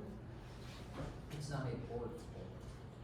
We will not be entertaining questions on that. I've been at a school board meeting. You mean the facilities advisory? Yeah, committee? facilities They've advisory. been closed meetings. We have conversations as a committee, and then I have been reporting them back out, but that's not like open to public for those meetings. But don't we have one for the public? Yeah, we do On the next 17th. Monday. Yeah, next Monday. Yeah, yeah. So would we consider that a forum where people can ask questions and you'll answer them, or? To is the it more of a advisory re- committee, it's not a board forum. Yes, 'cause that's not a board meeting, so it's No, not. I know it's not a board meeting, but I'm just saying, is that a forum? Yeah, I think that the intent, as I've seen it, is that there'll be kind of a report of what the work has been up to the point of which there's another meeting Wednesday night. So we'll report out for a period of time. And then I know that there's gonna be breakouts in individual groups where people will be able to answer questions directly. But yeah, there'll be questions asked, I'm sure of that, and Yeah. there'll be responses to those Okay, questions. that's what I'm, Yeah, unless we don't like the question. oh, and then you. Then we will. So Stacy, we will allow Stacy after. You should work with him every day. It's constant. Yeah, it would be the committee members, and actually there will be committee members outside of district staff, I think, participating in answering questions and providing their experience as well. You are. So board members can go and listen, and you wouldn't be answering questions or participating. Yeah, but if you wanna go and listen. Right, yeah. We Few of just, us. we just have to be careful, because if you start answering questions. Well, I plan to be there. Do we need to tell you how many of us? Yeah, Yeah, because because if we it's don't, a quorum. if there's a quorum, then. I plan to be there. Is it's a anybody board else meeting. going Monday? I'll be in California. I have to say, I'm not sure. Just one of us, so I guess we're okay. The debates, college, so. I don't know yet. Obviously, but yes, in general, always rely on, let her know if you're going to. I can't hear you. Just continue to let Corey know if you're going to, events, so Yeah, that somebody can. Yeah. keep an That eye would just on in this one. particular, because it is Well, that's on pretty like fast. that, we just want to be really careful on that one. So it can come in meeting. All right, good, another good communication, like making sure, yeah. Make your staff's life easier, they need to not be worried about if they have to be noticing a public meeting and all of the protocols that are in place for that also. Okay, so, wasn't sure if you were able to get copies of this, you can get it from WASDA as an actual booklet, and this is the new one, but I think it was printed off for you. I don't know, it was in the pack, okay. All of this is on the website, that you can download, but I wanted to introduce it to you because, fascinatingly, when I looked at your policy 1005, the 5 areas that you have on here are exactly the 5 board standards for highly functioning teams, so yay! And a lot of things, it's fun doing a lot of things. We're winning right now. So, and as more validation for you, these particular board standards that we've had in place since the early 2000s have been validated by higher ed researchers over and over and over again, and there are multiple states that actually contract with WASDA to get this. And the board self-assessment that this is tied to, which is gonna be one of my recommendations as a next step for you all, to do a board self-evaluation. It would make no sense to do it now with having a brand new member, because it will skew your findings, because there is that, key section about do not know. And when there's only 5 people answering it, one person doing a lot of I don't knows can really, skew what is actually going on. But it is something that we recommend people do once a year. It is a part of your dues. It's, free for you to take the, self-evaluation, 72 questions. And each one of these standards, I'm just gonna read this because I couldn't say it any better. These 5 standards describe the primary areas where school boards have the most leverage to support the success of their students, reflect their community's goals for its children, and responsibly lead the school district. And you don't have to look any farther than your own policy to know what those 5 areas are. Responsible governance, creating conditions for student and staff success, having high expectations for student learning, accountability for student learning, and community engagement. So when you are doing the things that support these 5 areas, you are on the right track with what research shows that school boards make a difference in actual student achievement when you're doing these.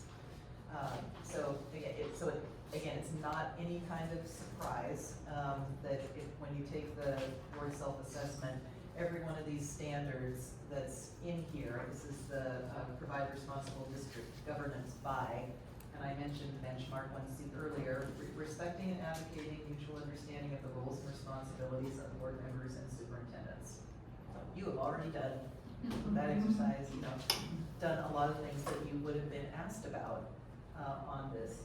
If you get to the point where, some of you have been around for a while, you know, WASDA does its boards of the year, they're all based on this. And boards submit their application, and you have a couple of choices of a fairly short essay, and you show how you are upholding everything that, any of those boards that have gotten that in the categories of small, medium, or large district, because they were following these and could show evidence of what they were doing and the impact it was having. So again, this is not something that's a one-off. I wanted to make sure that you know that this has been validated over and over again. There's been books written about these 5 areas and what the impact that school boards do have when they are practicing these 5 standards on student outcomes. So, any questions about that? Again, I just wanted to introduce you to it so that you're familiar. And if you're going to be setting board goals, if you're wanting to be doing some benchmarking for yourselves, I would just strongly recommend that this is something that you look at while you're having that conversation. And we can get those booklets from WASDA. Yes, we get them from WASDA, and this entire thing is online and can be downloaded. We can print it. You can print it. But yeah, you can request, they can. It's the Association of School Board Directors. Yeah, WASDA, Washington State School Directors Association.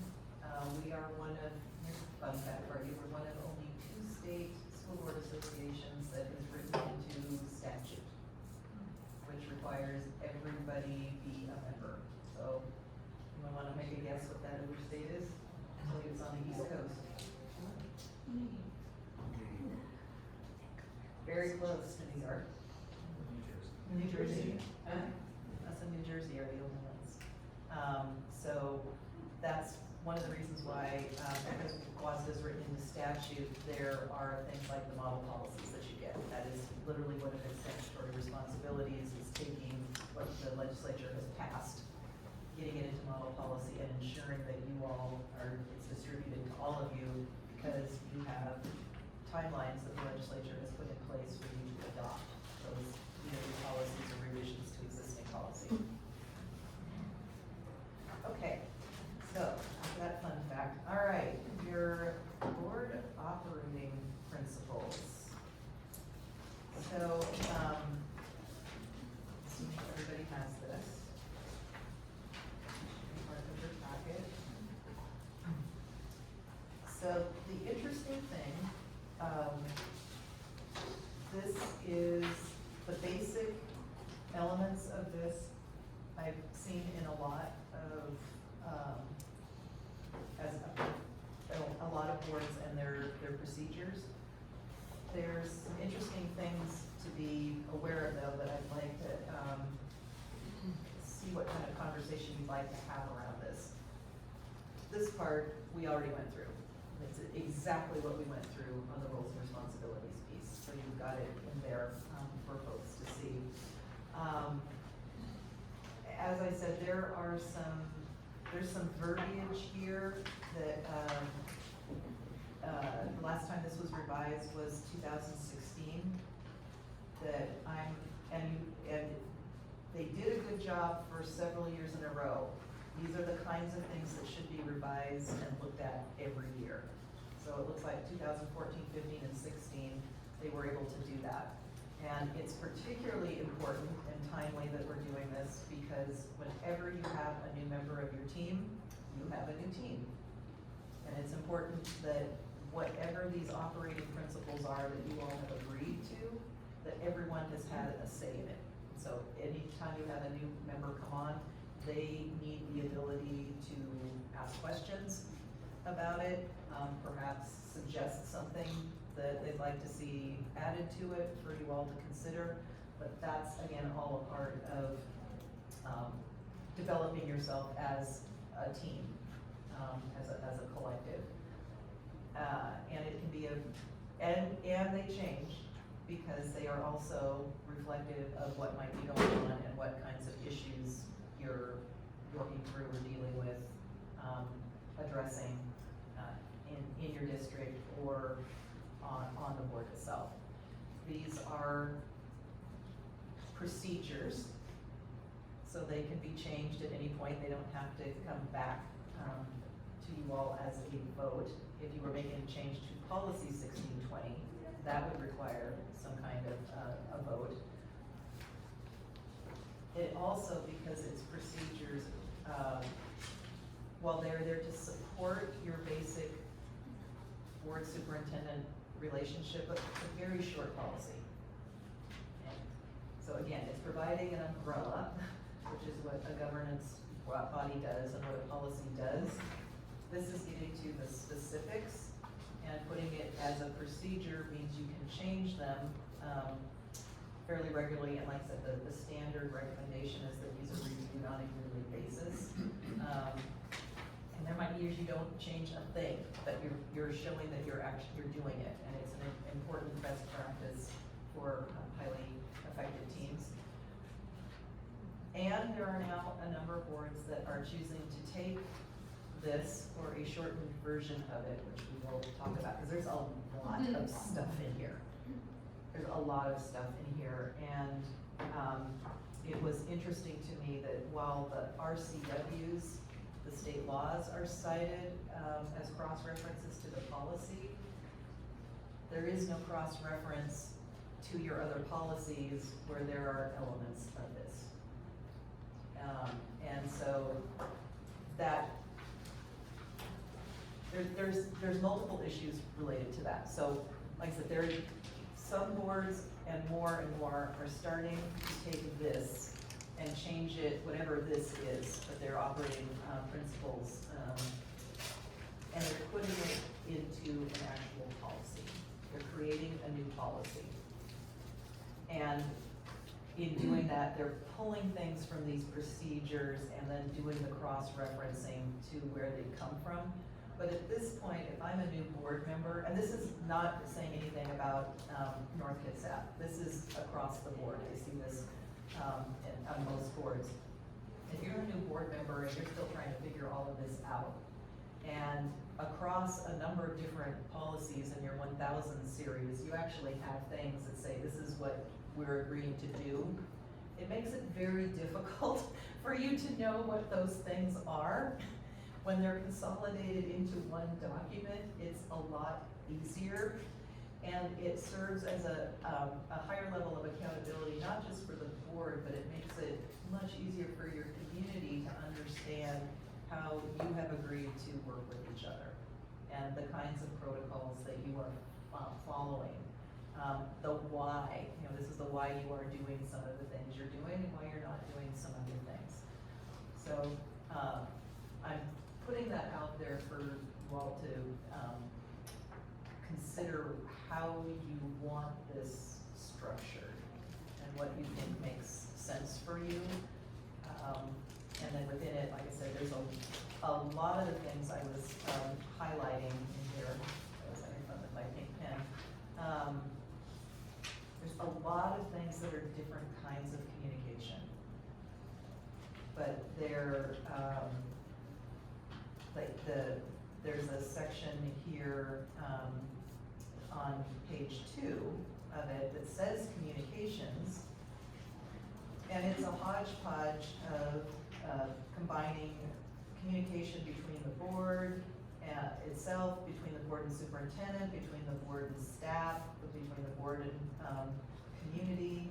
And then when I go over to page 3, under the section labeled judgment and trust, the number 1 and number 2 items that are listed in here are also communications things, but they're for your different internal and external stakeholders or interested parties.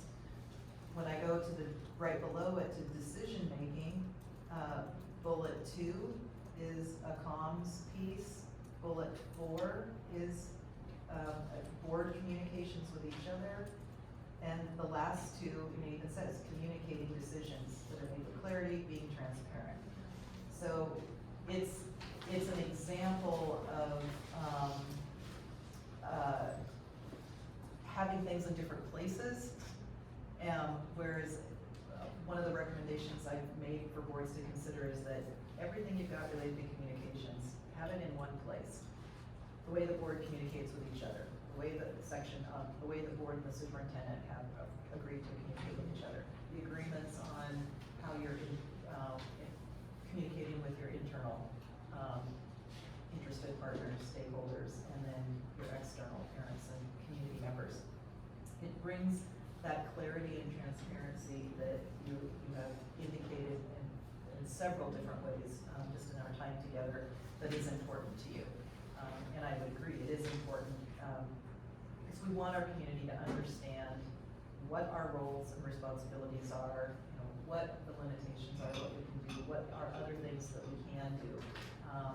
And making that clear for everybody is something that I would suggest you at least consider. And there was one thing here that I wanted to bring to your attention, because I think you do, whatever you do, you need to revise this. But it starts on the bottom of page 3, it starts a new section called board meetings. And then when you go on to page 4, item number 4, it says, except in cases of real urgency, board actions on issues will be limited to those issues and items that are on the agenda. You cannot change an agenda that, an action item on an agenda to add things, because you haven't given public notice for it. If you're talking about a regular board meeting, you can call a special or emergency meeting. Those are specific types of meetings, and if you want to know the whole list of meetings that you are able to do, that is also on the WASDA website with the description of them, because each one of the meetings, there are specific things, things that you have to meet to be able to label it as such. But you cannot on a regular, during a regular meeting, add an agenda item that would be an action item at that meeting.